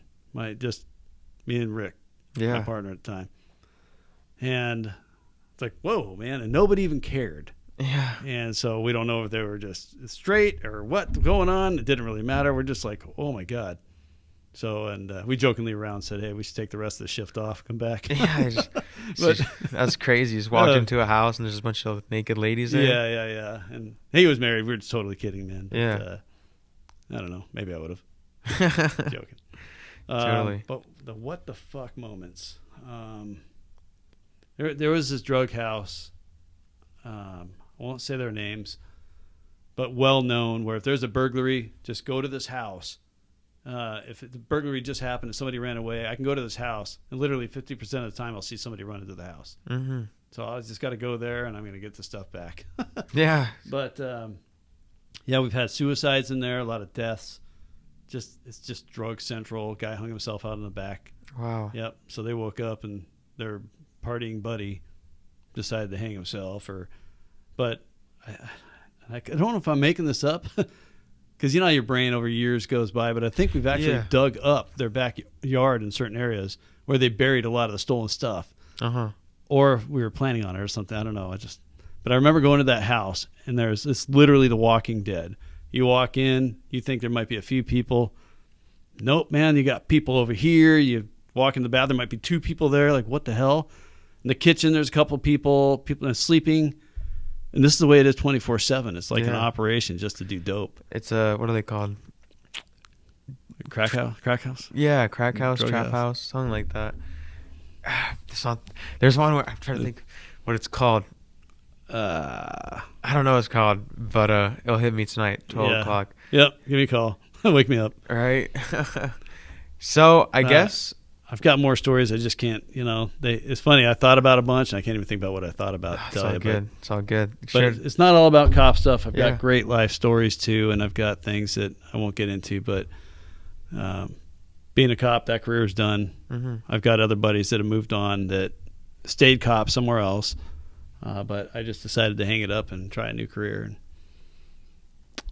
here I am now, and just trying to figure out, okay, my ultimate goal, be happy in a house, have slightly double income, a good woman to my left or right, one or the other, not both together. But that'd be a pretty good goal. Right, and, you go back to that house, you get like a full 360 rotation. Yeah, man can only wish. No. I just want one and be happy and start doing things again. And I don't have to worry about having to put the uniform on and worry about really world politics much, other than wearing a mask. And I hope people pull their heads out of their asses and realize that police are not the problem. Yeah, it's the behavior of the people that's the problem. Totally. So for the most part, I'm not saying individual issues are still going to happen. It's always a double-edged sword. There's always 2 sides of the coin. Don't blame everybody for one person's actions. Quit that. That's just stupidity. Totally. It's just stupidity. The racism is always going to exist. Yeah. On every side. So, but not with me. Not with you. No. So let me ask you the podcast questions. Do it. Okay. So why are we born? Why are we given life? Why is consciousness? I'd probably go with. That's the toughest question probably to ask because nobody has the real answer. But I would probably have to say, after thinking about stuff like this, that are we put on here to be tested for a future after we die? Whether it's the pearly gates to heaven, whether you believe in God or not, or whether you go to hell, or whether you're reincarnated, or purgatory, or whatever. I don't know. So, or are we the test? I don't know. Was it a mistake? That's deep. What if we are a mistake? Totally. Some aliens experience gone wrong, and they're just like, well, fuck, we'll just leave them here on this rock. Why does birth lead to death? Why are we given all these experiences, like good ones, bads, and then we die? I think it's like what goes up, why does it come back down? Yeah. Totally. Why are we given birth and then we die? I think I would like to think it's so we can live the best life. Mm-hmm. And then, I mean, we're going to get to the gates and it's like, hey, man, you did a hell of a job. You get to go in that door. Yeah. You fucked up. Jump in that hole. Well, I mean, like, some people have horrible lives that they Yeah. can't do anything about, but then some people have great lives. Why do you think that is? You know, I think not everybody can better their lives financially or even mentally. I mean, some people are born with mental illnesses that they can't control. Physical illnesses they can't Physical control. illness. For me, I think it's totally 150% up to you, though. You see these stories where, okay, I don't know why Harlem sticks in my mind because of all the movies they show where they have somebody who's getting initiated into gangs all the time. And he says, nope, I want to do something with myself. But he's strong enough or she's strong enough to get out of it and make something, and then, boom, they're next to being president. Yeah, people are lazy piles, whatever. And then there's people that go to Iraq and they get their entire legs blown off, and then you see them 10 years later and they're bodybuilders and they're super jacked from the waist up because they don't even have a waist, right, because they didn't quit. There's totally it's always a test of perseverance. I like to believe that when we die, we are born again, and we do it over. We try again, because you might be a slug, but I mean, whatever. Yeah, you just gotta see what your soul can truly do. Right. Whether I'm Jacob or I'm you or I'm a slug, just yourself has to see what yourself can do. What would you say is after death? You kind of already answered, but I consider myself a Christian. Mm-hmm. I've never read the Bible. I've read parts, which I just honestly I don't understand it. Yeah. But I like to believe in certain things, and I take what I can, and I go to church when I can. It's Mm-hmm. not often, I admit it. I like to believe there's a heaven, that we're going to go there and everything's just going to be phenomenal. Yeah. But then lately, I'm wondering too, like reincarnation. Yeah. That would be cool. They got a parade out here. Yeah, banging on the windows. I don't get why people do that. Side note, people do that all the time. They just they come and they just they have to just shove their finger look at that, right? For the audience, there's houses on the windows. And right? for those people that don't know, there's hundreds of people lined up right here watching the show. Right, so. super famous, thousands of people. I think there's Oprah Winfrey right there. Oh, and that girl's naked. Yeah, right. Wow, that's guys, I wish you guys could see. That'd yeah, be great. but that's all right. Whatever. But yeah, reincarnation. I'd like to see reincarnation because, we all love life. Mm-hmm. We don't want life to end. I mean, if it does, you hope that, okay, let's restart it. Let's start it again. It's like Groundhog Day. Yeah. Start the day over again. Except this time I want to be like a family dog that's rich, get fed great, get to go swimming. I'm totally with that. For me, it's like you have those polar opposite lives of super great. I live the best. I'm Billy Madison, right? You're seeing Billy Madison, totally. Yeah. Right, you're Billy Madison, and then you're suspect number 3, 4, 5. Drug addict his whole life. Mom and dad abused him. He was sexually molested when he was a kid. Died of heroin overdose. That's that's the worst life. I want to be Billy, man. Yeah. Billy got drunk. He had buddies. He was rich, swam, and he'd get the girl. He got the girl at the end. He, persevered and did what he had to do and better himself. That's right.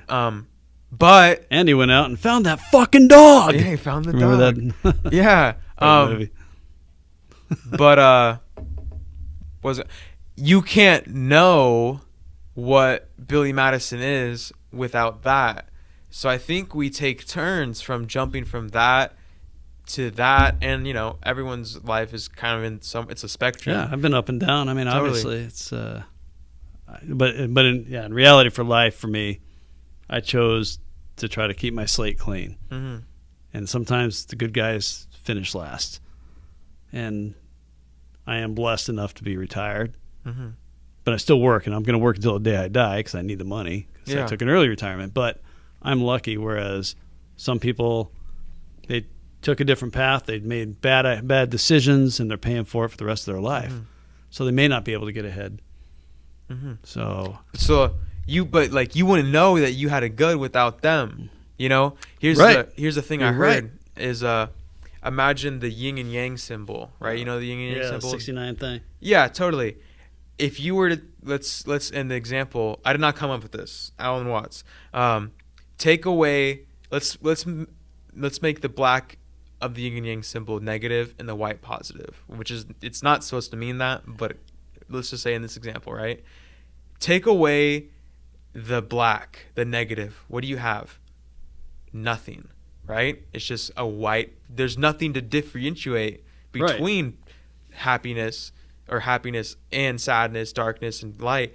You have to have both for them both to stand out, to compare yourself to. Yeah. And so I think like, you know, like life and consciousness, existence and experience is just so crazy to like afterwards we just die and there's nothing. Like what's like that's just so crazy to me to not have this, what we're doing now, whatever this is, and just never come back. That's it. I know. It's like, where do you go? What stops? I mean, does time stop? Yeah, right? I mean, I don't know. It's pretty weird. I think we all think about that. Yeah, totally. It's like we talked about space. What holds space? Yeah. Where does it end? Yeah, you know, atoms. Does it ever end? Cells turn to atoms. Atoms turn to blah, blah, blah. So like, when does it stop? Right. When do the numbers stop? When does time itself stop? Mm-hmm. Which it doesn't. That's a whole nother theory. I don't think time stops. Because like, if time has an ending, right, it would already be over. You know, you're not a cop no more. Your cop story is done, right? Right. So if time has a set point where it ends, then nothing will ever exist, right? Nothing ever existed. Like it did, but it didn't at the same time. Like we can understand that things exist, but for time, existence to have an end point, there could be no existence. Does that make sense? This guy's deep. Sorry, guys. No, it's good stuff, dude. Thanks. You know, I haven't actually. This is thinking outside the box that most people don't do. And if they take a moment and they just sit down and they think, like meditate, if you want to call it. Yeah. Think about that shit. It's weird. What I had to do is take some magic mushrooms for sure. I definitely give now or in the past 24/7 dog. No, I'm just kidding. By the way, I'm undercover. You're under arrest, man. Yeah, right. Well, you already read me my Miranda Rights. That's right. And you didn't understand them, so. Yeah. What is deja vu? Dude, I've dealt with that so many times. Everybody has, you know, or you've been there. You've already done this. Mm-hmm. That'd be like me just kind of looking away, seeing the camera. Mm-hmm. Now I'm going to look back at him. Yep, he's looking at me just like I knew it. Yeah. I've been here already. So I don't know if it's something that you've already lived and you're reliving the same life over and over. Mm-hmm. And you just remember certain parts of it, or if it's your brain just tripping out, like that feeling you get, kind of like vertigo. Yeah. Except it gives you a different sense. Totally. Yeah. So like for me, with my deja vu, I've had deja vu in a place I've never even been before. I've been to Deja Vu, the strip club. What's that like? What's that place like? It's long ago. They say like where we have 97 beautiful women and 3 ugly ones. It's on their sign. I haven't been that. Yeah, I was out of the Marine Corps back then, man. It was, you know. That's funny. I like that. Anyway, do you got Deja vu is. You got any ghost or alien stories? Gay ghosts, or what are we talking here? No. Maybe we just had one, right? That box fell That's true, over. Man. That's true. I do have a ghost story. I'll keep this brief too. But when I was a kid, I lived in University Place, Tacoma. Mm-hmm. I lived there with my mom, my stepdad, my brother, and myself. And my stepsisters and stepbrothers would, and I think my stepbrother was in and out, but, and they would come on the weekends or whatever. And we were always eating dinner down at the end of this hallway or at the dining room table. Mm-hmm. And we've all seen this like tall flash of light slowly moving. It's not like boom, it's slowly moving. It'll go down the hallway and through a door. The door wouldn't open, none of that, but it would never go through a wall. It would always be in the hallways or going through where the doors are, whether my brother's room, my stepbrother's room, or my mom and dad's room. So, or the bathroom. And I'm not kidding, man. And we'd see it. Everybody's seen it separate, and we've all seen it together. So my stepdad did a test to make sure it wasn't car lights, because we figured out maybe it's car lights out front, people turning. He did every test, and you cannot see, because of all the turns to get to it, There's no way streetlights or anything can get back there. Mm-hmm. So harmless, thing. Yeah. And so my mom, who just converted from Christianity to Catholicism or whatever, I don't know, Catholic? I think she's just Catholic. It's kind of like Moose, right? Right. Mooses. All right, so she's now Catholic. So she calls this guy Father Teeter. Mm-hmm. And he came with holy water and did the whole talking tongue thing, went to every room, and we're just kids kind of laughing, joking around behind him. But I'm sure as shit nobody ever saw that again. And we're talking almost a nightly thing to at least a weekly thing. Mm-hmm. And he's just basically saying, hey, you don't belong here right now and whatever. I don't know what he's saying, but it worked. So I'm a true believer in ghosts. I've been in hotels that are haunted, that I've heard were haunted, that you get that certain feeling when you're in the hallway of something like, dude, something's here, man. Yeah. I'm not shitting you, man. I believe it. Totally. So, yep, I believe in ghosts and spirits. How about you?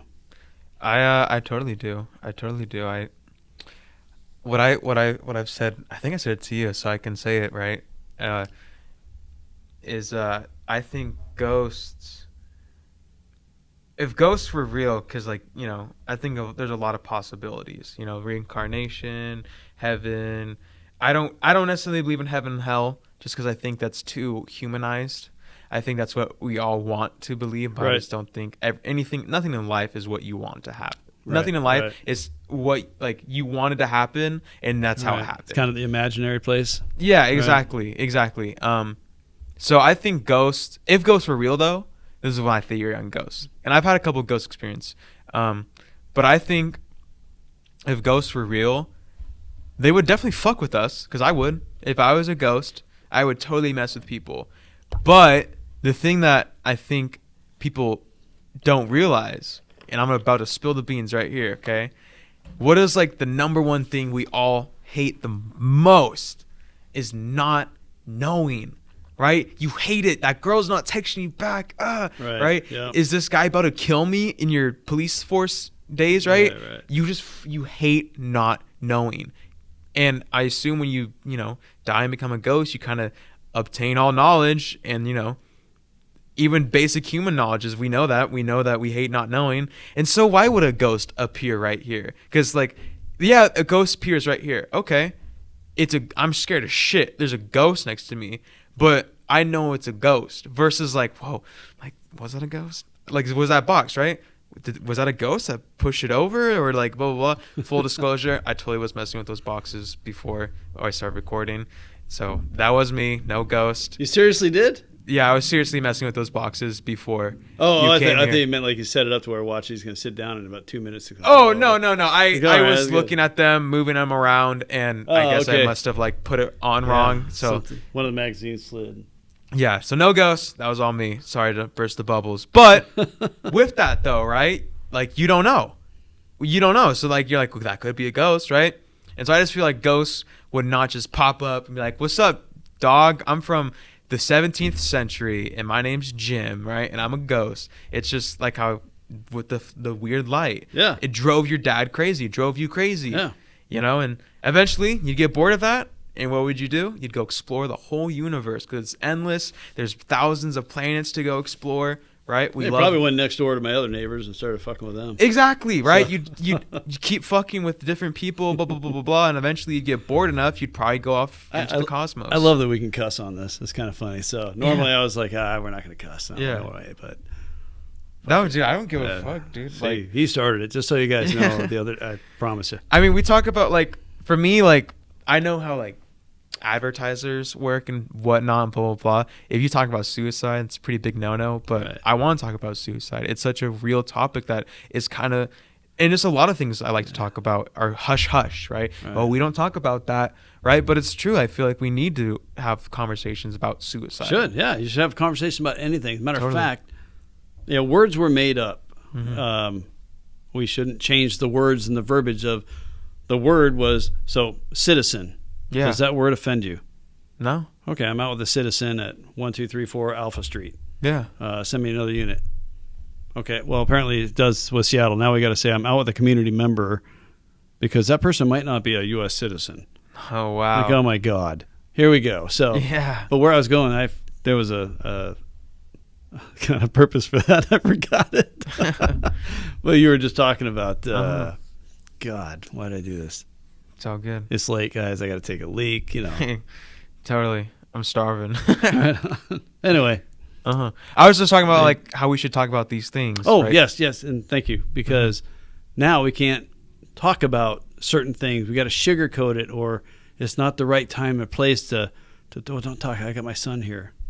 Yeah. Well, he should probably learn about this. Totally. Suicide's a real thing. Yeah. And the more you learn about it, the younger you are, well, he might get scared. Well, let him get a little scared. It's okay. He's gonna grow out of that. Yeah. And that's gonna make him stronger. Absolutely, man. I actually, since you mentioned that, I actually totally remember when I was so young, and this is a real memory. I did not come up with this, as far as I know, right? Who knows at that point what our memories, what our thoughts, who knows, right? But I remember when I was super young, not even in elementary school, and I asked my mom, like, why do people, like, what is, I don't know if I said suicide, but I think I said, why, like, can people kill themselves, and, like, why would someone do that? And I asked her what would happen, because my mom was, like, at the time was super religious, so I was like, what would happen if you would kill yourself, right? And she told me that, you go to hell. You were banished to hell, and it's like, that's so, to me, like, that's another example why I don't believe in hell. Sure. Right? And in heaven, right? It's like you have to do everything so perfect down to a T and right. And if you mess up one thing, right, like you're fucked up for the rest of your eternity, then why give us life? Why give us the opportunity to make a choice? And in the end, if you make the wrong choice. Right, you're setting somebody up for failure. Totally. Yeah, I don't think so. And like for me, I think that reincarnation has validation with that is, okay, my past life, I fucked up at this point. And then in my next life, I'm going to get up to that same point, either have deja vu or have that gut intuition feeling of like, dude, I should not be doing this. I've had that before. Just like, dude, you got to get the fuck out of here. Like you should, no, like just don't do this, right? Stop doing this, I used to smoke a lot of weed, right? And I started to build up that feeling like, look, dude, like you've done this forever. Like stop just smoking weed all the time and blah, blah, blah, blah, blah, being lazy. Like maybe my past life, I was a super lazy, blah, blah, blah, blah, blah. Just an example. Yeah. Well, I think it's very valid points. Mm-hmm. And I think you're right. Because, I mean, if God's not here to punish you, I mean, he's not put on the earth, or he started or created it to go punish people. Yeah. However, evil does exist. Totally. On earth, anyway. We were actually just talking about that at work today. How so? Evil exists. Angry customers coming in. and that's kind of what... Yeah, Karen. Sorry, Karens. But, there's a couple of them. I won't say it, but man, oh, man. And then the other coworker's like, well, evil does exist. Mm-hmm. It's like, you're absolutely right, man. It does. It really does. I've totally seen it, I think we all have. But like goes back to the yin and yang symbol, right? If you take away good or you take away evil, you have just an empty circle. There's nothing there to make it what it is. Right. Life wouldn't be interesting. That's another point. Yeah. That's another valid point is like, why would you want to live, no, that's not how the movie goes, but the Billy Madison life. Even in that movie, he gets bored. Right? Yeah. He has everything. Dude, he goes back to school and has to do it all over again. Yeah, because he got bored. And like that's so valid. Like if everything was super peachy, keen and great, you'd get so bored. It's like why do you go to the car races? I mean, the big fast NASCAR fast races. Yeah. Do you sit there and watch the whole thing so you can see somebody cross the line, or are you looking for somebody to bite it and crash and blow up? And that's true. I mean, it sounds totally horrible, true. Right? Or the rodeo. Yeah. If you went there to the rodeo to see this bucking bronco, just a guy just get on it, and get off it like, awesome, man. No, he's getting his ass kicked. Yeah, it's like, all right, dude. That's why negativity is so glamorized in the news, right? That's why Breaking Bad. You seen Breaking Bad? Yeah. That's my favorite TV show of all time. That's why Breaking Bad is my favorite TV show of all time versus tennis. Right? I've never watched tennis. I will never watch tennis because it's boring. No offense to tennis players. I have to agree with you on that one, man. Like I would never do it because I'd rather watch Breaking Bad, meth cooking, drug dealing, whatever, versus chess. Chess, right? Chess. Totally. Chess is kind of fun though. You ever played chess? I haven't. I'm an idiot. That's one thing. It's really not that hard. Like you have to be like pretty smart to like master it, but like the rules of chess themselves. For that reason, I'm out. Fair enough. Is that a Shark Tank reference? Yeah, right it there? is. Exactly. I caught you. I got it. A friend of mine were just hanging out this weekend, and yeah, she wound up using that line a lot. For that reason, I'm out. I love it. I love it. That's beautiful.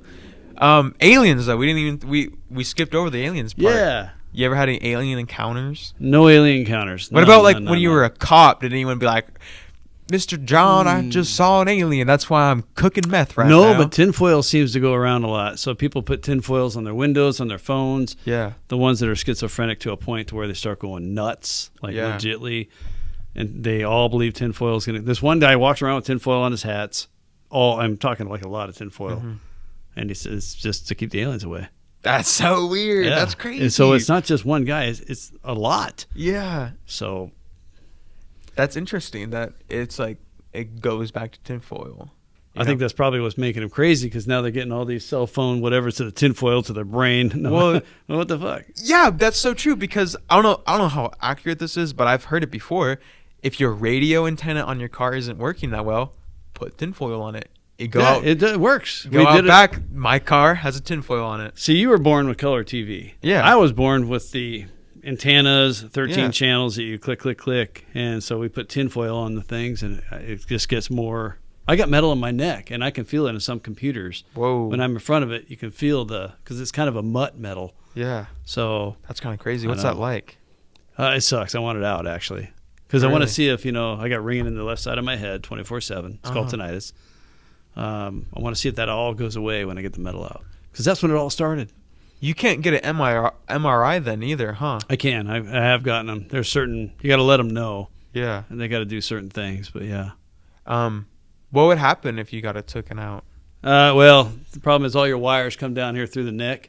It's called your thoracic outlet and whatever. Yeah. They got to move your throat over because they go in through the front, and all your wires from your brain to all the parts of your body, including your guts, have to be moved over too.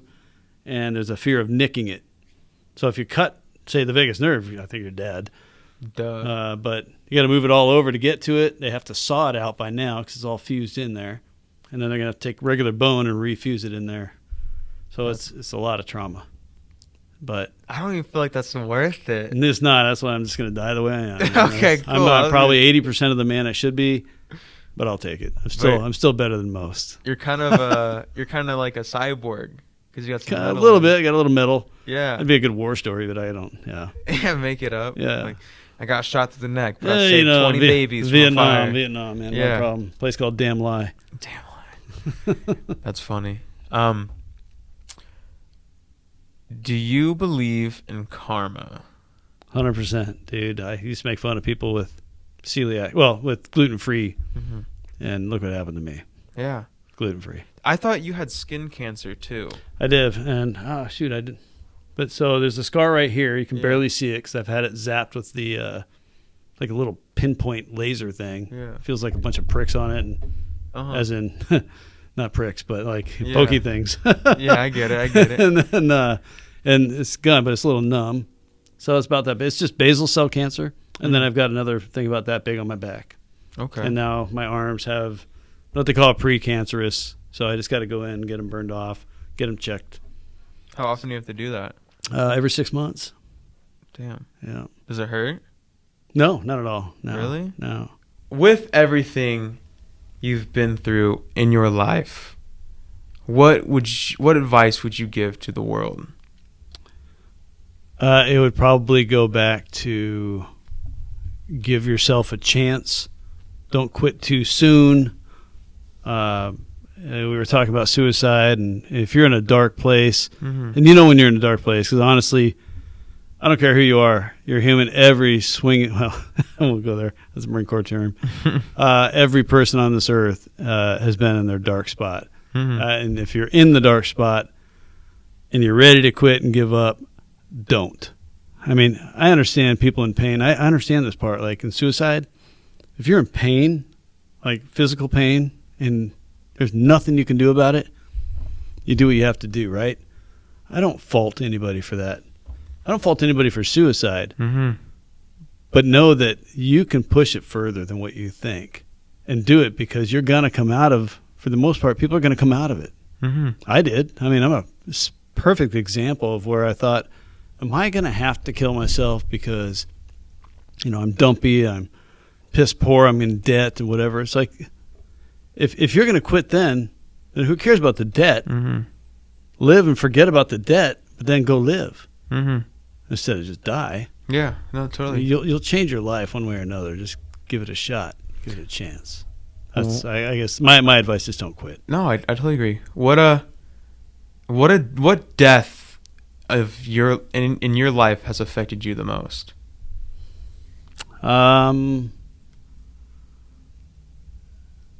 That's really hard, man. I've seen a lot of death, and I've got buddies that have died and families that's died, but the one that's affected me the most. It doesn't have to be the most. You can just share a couple examples. I mean, honestly, I can't even think of anything. Which one's affected me the most? Mm-hmm. We all, my papa by far, I guess, would have to be the one that. I mean, I loved him more than anybody. He was basically my dad. Yeah. I have a father, but they're divorced and he's out doing his career and stuff. And so at home, in my home area anyway, my grandpa, I called Papa, stepped up and he took me under his wing. He took me fishing. He got me into the outdoors. Yeah. It's a great, what I call Papa. Mm-hmm. But when he passed away at like early 70s, I believe it was, I was in the Marines, and I remember coming down and saying, hey, he died. I actually cried. I'm in uniform, but I'm just started breaking down. And then I had to walk out of the funeral because I'm in dress blues. Mm-hmm. I start bawling. I'm like, oh, I can't do this, man. I got to get out of here because I'm in uniform. So I had to walk out briefly. But, I think about him all the time. And here I am. I'm 52 years old, and I still think of him as I did when I was a child. Mm-hmm. So he's still my little superhero. So I'd say that'd be my grandpa. Mm-hmm. Yeah. When you are on your deathbed, what do you want to look back on and just know? What do you want to look back on in your life? What you did, what you didn't do, or I hope that I had actually made a difference in life. Mm-hmm. So in a good way, not a bad way. I've done wrong. Everybody's done wrong. I just look at the more positive things. So if I had to look back on stuff, relationships. I mean, relationships are very. I'm sensitive to it, I guess it is. So I have a soft spot for a good relationship, and the ones that went bad that I think about, was it my fault? So I can beat myself up for it. So probably two things. I'd probably have to say, looking back at the people I've helped, and looking back at the relationships I've had. Mm-hmm. So the good ones especially. I mean, come on, let's face it, man, nothing's better than love. That's true. Yeah. Love, what is it? It's like love's the worst drug or something corny like that. But it's true. It's true, man. It really is, it's dude. True. I mean, we're talking about suicide. I mean, yeah. People kill themselves because they break up with a girl. Yeah. It's like, dude, give it a chance. You're going to find a better one. Trust me. You will. I actually totally, I wasn't like friends with him or anything, but someone I went to school with did that 100%. Yeah, a lot of people have. But that's because they're quitting too soon. They're not giving it the chance. A few more nights of pain, it's going to start wearing off, or you're going to find somebody or whatever. It's just, I mean, I didn't think you just I would never ever know like what's around the literal and physical corner. Totally, dude. It can be that day when you're the lowest whatever, and something's going to pick you up, and you might find, whether you might find money, you might find love, you might find something. Or you might find yourself. Ah, like with your little medal right deep. there. That's right, man. What's the black thing? So that's the write-up on it. So this is the Carnegie Hero Award thing, and that's actually the write-up they did. I know you don't have time to read it, but it basically states the date, my name, her name, what I did That's to super earn cool. the award. It's got a little bit of details in it. I'm so funny. The first thing I think of is, not in like a mean, bad way, but I'm like, I wonder how much this would be. Like, how much do you think that costs? For that there? For the medal, this, like all of it. Oh, I don't know. It's got to be a few $100 maybe. Yeah, totally. I'm guessing. I mean, the box itself is pretty awesome. Yeah, it's a pretty So- like that's really well made. That's why it like popped in my mind. Because it's super well made. That's like almost gold right there. Right. And no, I cherish it, man. It's not because I look at myself as a hero, because I'm not. I'm a human being who was at the right place at the right time, and that was my turnaround in life to realize that I Yeah. had more in me than what I realized. Here's a quote for you. I'm gonna butcher it. It's the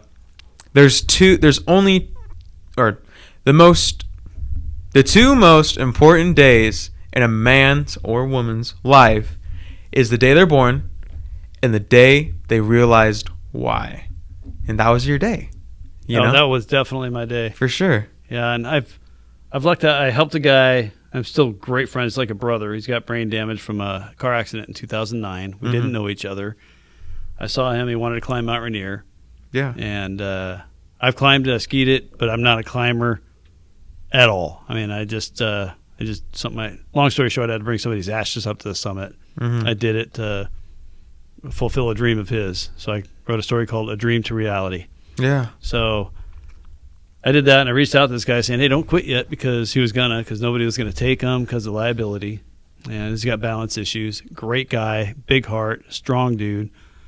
Either way, he found a company, IMG, which is International Mountain Guides, that was going to take him, but he needed training. So I took him under my wing, and it's like, dude, let's go. And we trained each other. And his actual, and I'm not kidding, you can Google this too, and his name is Martin Schuler. Google Martin Schuler, Mount Rainier. Read a story, see it. He's been on the news for 3 days straight. He did not make it, but there were high winds and had some balance issues on the rocks. He was supposed to go do Mount Baker this year and was going to try Mount Rainier in 2022. Is he dead? Nope. He's Okay. still, no. Because you made it sound like he was dead, so I was like... No. I'm sorry. Where I was going to go, his motto, though, is believe. Uh-huh. And he's talking about believing in yourself. Just believe. No, totally. Don't quit, whatever. He goes out every day in this heat with a backpack. He lives over in the Tacoma, Anderson Island is really where he's from, but was staying in Kirkland. And unfortunately, his sister just passed away the day before yesterday. Oh, wow. Yeah, from cancer. He just lost his mom from cancer. So Wow. now it's just him and his dad. And then he also found out the same day that the Mount Baker climb was canceled due to lack of snow this year. That's so sad. double whammy on that day. But he's not quitting. So he's like, fuck it, I'm going to go do Mount Adams then. Yeah. So he's going to try and do that, and he's awesome. But where I'm going is his thing was don't give up. Is believe is his motto. And so I look at the good things that I did. I got the Carnegie Hero Award from saving Carissa Carley. And I was just at the right place at the right time. I'm also, big changer in my life was training with Martin and getting him up to speed physically, because he got me up to speed. It's a double whammy. It's like he doesn't realize he helped me too. Because, man, I mean, I had to it was hard work. Yeah. You know, I have to hold on to his backpack on the way down sometimes because I can't afford to have him stumble over. But at the same time, I'm getting in shape. Yeah. So That's anyway, I like that. So I have a couple reasons why I was put on this earth, and I don't believe it's over. Totally. Yeah, I sell carpet and rugs and flooring and whatever. But there's something in the future that's going to happen that's going to make me. There's a purpose. There's a reason why I'm here. You already filled your purpose. Dude, there's more to come. There's dude. totally more to come. 100%. Totally come. I might be 90 years old, still filling purposes. Yeah, that's when you climb Mount Everest. You ever seen the bucket list? No. Oh, it's like the bucket list spoilers event. Like it has like Morgan Freeman and I always forget his name, but he's so famous. Jack Nicholson. Oh yeah. Right, and like basically. Oh no, I have. Yes, I have the movie. They get cancer. Yeah. They do the bucket Goes list. out, skydives, does whatever. All yeah, this at the other very shit. end, they climb. I think one of them climbs Mount Everest, and then puts the other one's ashes. And yeah, I think Jack Nicholson climbs Mount Everest, and he puts. That's exactly right. Yeah. And I gotta go watch that again. It's a good movie. It honestly was a really good movie. But with what you're saying, believing in yourself, I am totally something I've dealt with personally. Is like your thoughts are so I was telling this to someone the other day. I forgot who, but like the number one like rule in life is what you think, that's what you're going to become. If you just fill yourself with negativity, I'm ugly, I'm stupid, You're right. I'm never going to be anything, that's what you are. That's what I was doing too There you at go. one point in my life. But if you believe just one more step, one more climb, one more rock, one more rock, right? You can do anything because your minds, your thoughts are the foundation, the whatever. It's like the number totally one thing agree. about you. 100%. It's like you are what you eat. Yeah. If you're going to eat shit all day, guess what? You're going to feel like shit. You're going to be shit. Yeah, totally. I just like to swear. So, yeah, 100%. That's a, if you want another deep question, right? Or not deep question, deep thought for you with like the time, right? It's like, what are thoughts, right? Because, we don't come up with thoughts, but we have them. Right. Thoughts come to us, right? The thought of the light bulb. You don't think to think of a thought. Yeah, exactly. Right. You don't like exactly what you just said. You don't think to think of the thought. I like that. Yeah. And so to me, like a theory, and not something I believe, but a theory I have is that thoughts are, spirits giving you whatever, right? And you can listen to the negative spirit or the positive spirit, or the old adage of the positive wolf, the negative wolf, whatever one you feed, you're going to become. I'm sure you've heard of that, right? Mm-hmm.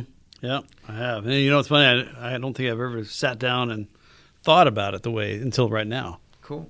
So, a lot of things. Like, shit, who just sits here and thinks of all these questions you're asking? That's just me, right? That's how weird I am. That's shrooms. That's shrooms. That's shrooms for you. No. I don't know. I've always been like that, for sure. I've always been a super deep, even like when I was a kid, to my own horn, I remember, and this is true, like you don't have to believe me if you don't want to, but I remember being at daycare, right? I was in school. It was near summer, right? Probably like third grade, second, first. And I just remember thinking to myself, like, this is life. Like, I am alive. Like, I am conscious, right? Like, I'm not saying these words. Obviously, I'm saying other words because I'm only, 6 or 7, right? But I totally remember just thinking, like, this is reality, right? This is like whatever this is what this is, right? Yeah. And then while you're doing that, I'm playing Cowboys and Indians. Exactly. Evil Knievel. Well, I play Legos, Mario, okay, cool. Pick my nose and eat it. But I just remember just being a super deep thinker, and then taking shrooms definitely, helped elevate that a little bit. At for 7. sure. For sure. No. Man. No, you seem like a cool dude, man. Thank you. You got it together. So. Is there anything else you'd like to talk about, share? It's kind of like spotlight's on you now, right? I'm asking all the questions. On me. No, I think I got to pull my head out of my ass, start working out because I started this job. Mm-hmm. Again, the whole 180 degree, got a new house, had to go out and get cars, and I got a boat, and now I'm in debt because of that, but I've got a job. And you got a boat. So, what else can you ask for? What else a girlfriend. I need somebody to go with it. So, yeah. But, I'm trying to play my cards right this life. So, but now I got to get in shape. But, you're off at 6 o'clock. Here it is probably, close to 9 o'clock right now. Probably. Yeah, it's pretty late. I don't have my phone. 8:30? 8:35? 8:32. Yeah, 8:32. So you just don't have time for anything anymore. Yeah. I don't. And I'm thinking, God, do I need a full-time job? Yeah. But do I want full-time hours? No. Yeah, right. But I need it. So I'm just hoping, this cycle of life leads me down the right path. Mm-hmm. And when I start veering off, because I'm not going to have a second chance at this. It's not like I can retire again. Yeah. And I'm not retired per se. I just retired from a job to get another job. But I got to do this one right. Yeah, totally. So we'll see what life has in store. I don't know if it's going to be quite to this extent. Yeah, right. But here's something simple that I want to leave you with those. If somebody's down and out, you got to realize that everybody that you pass has their own little war inside their body. Mm-hmm. Every individual has it. They can come off like their life is perfect because they live in $1 million home and drive a, $100,000 truck, and they got a hot wife or a hot husband for the girls. But in reality, it's not that way, really. Never. There's very few people that are like that. And if you are like that, great. That's what we should be. But yeah. Just, I don't know. Just no, the example I bring up when it comes to your life can always be worse, it can always be better, is think about just like, this isn't like real, but think about Bill Gates' son, right? Think about it, okay? I was in Bill Gates' backyard, by the way. Really? Yeah. Side note, let me hold Sorry, on. go ahead. Hold on, what I was gonna say. How'd you get in Bill Gates' backyard? How big is that? I worked for Rescue Rooter, so that totally interrupted the story, man. It's wrong of me. I'll get back to it. I want to hear. Will you remember it? Yeah, totally. All right. Bill Gates, I get a call. I'm with Rescue Rooter, and Selling Construction is building their house constantly. Mm-hmm. So it's just an ongoing thing. They had to level 3 houses to build his down in Medina, which is in Washington over by Bellevue area and Mercer Island area. Yeah. So go down there, road construction workers with radios. I'm thinking I'm just going out to locate a broken line is what it was, because we have cameras. Mm-hmm. And I got a trainee, because 2 weeks later I became a cop. So I was waiting for the academy. Go down there, they're making, it must have been some party, like clogged toilets, Rescue Rooter, whatever, dickhead. So pull in, they step us out of the vehicle, we have to go sign in and wear a name badge, all these cameras in this little thing, like, holy shit, is this somebody's house I need to know? Welcome to Bill Gates' house, sir. Whoa. And my buddy's just like, holy shit. Yeah. And inside I'm like, calm down, it's cool. Mm-hmm. So I got to see Melinda, I got to see the kid with the daycare gal, or the nanny. Mm-hmm. She said hello, but that's about it. Bill Gates was inside. They just had the vice president and all these bigwigs over the night before. Wow. For some state, whatever they have at bigwigs' houses. He's got a big waterfall, like pond area in his back that had real trout in it. That's crazy. Just this crappy little boat, something that like I have. Yeah. Maybe a little bigger, was in there. And we said, man, we thought he'd have a better boat than this. And he goes, no. They bottomed out. I guess Bill tried driving the boat, and he bottomed the boat out so it was in the shop. Uh-huh. And I guess he's got a pretty good sized boat, because the little log boathouse, I couldn't afford a log. Yeah, that's just a log to the boathouse. I mean, it was phenomenal. Cameras popped out of the ground. That's crazy. I guess he goes out and he hits golf balls. Right, they got to be new golf balls. Yeah. He drives used cars. He had a 21 car garage with a wooden driveway, something like that. What else? Oh, click of a button, all the windows turn, tinted. Why were you even there in the first place? I missed that. To locate a broken pipe. So okay. I even gave him a deal, man. You gave Bill Gates a deal? Yep. So Selling Construction signs it, and basically, hey, price is no object here.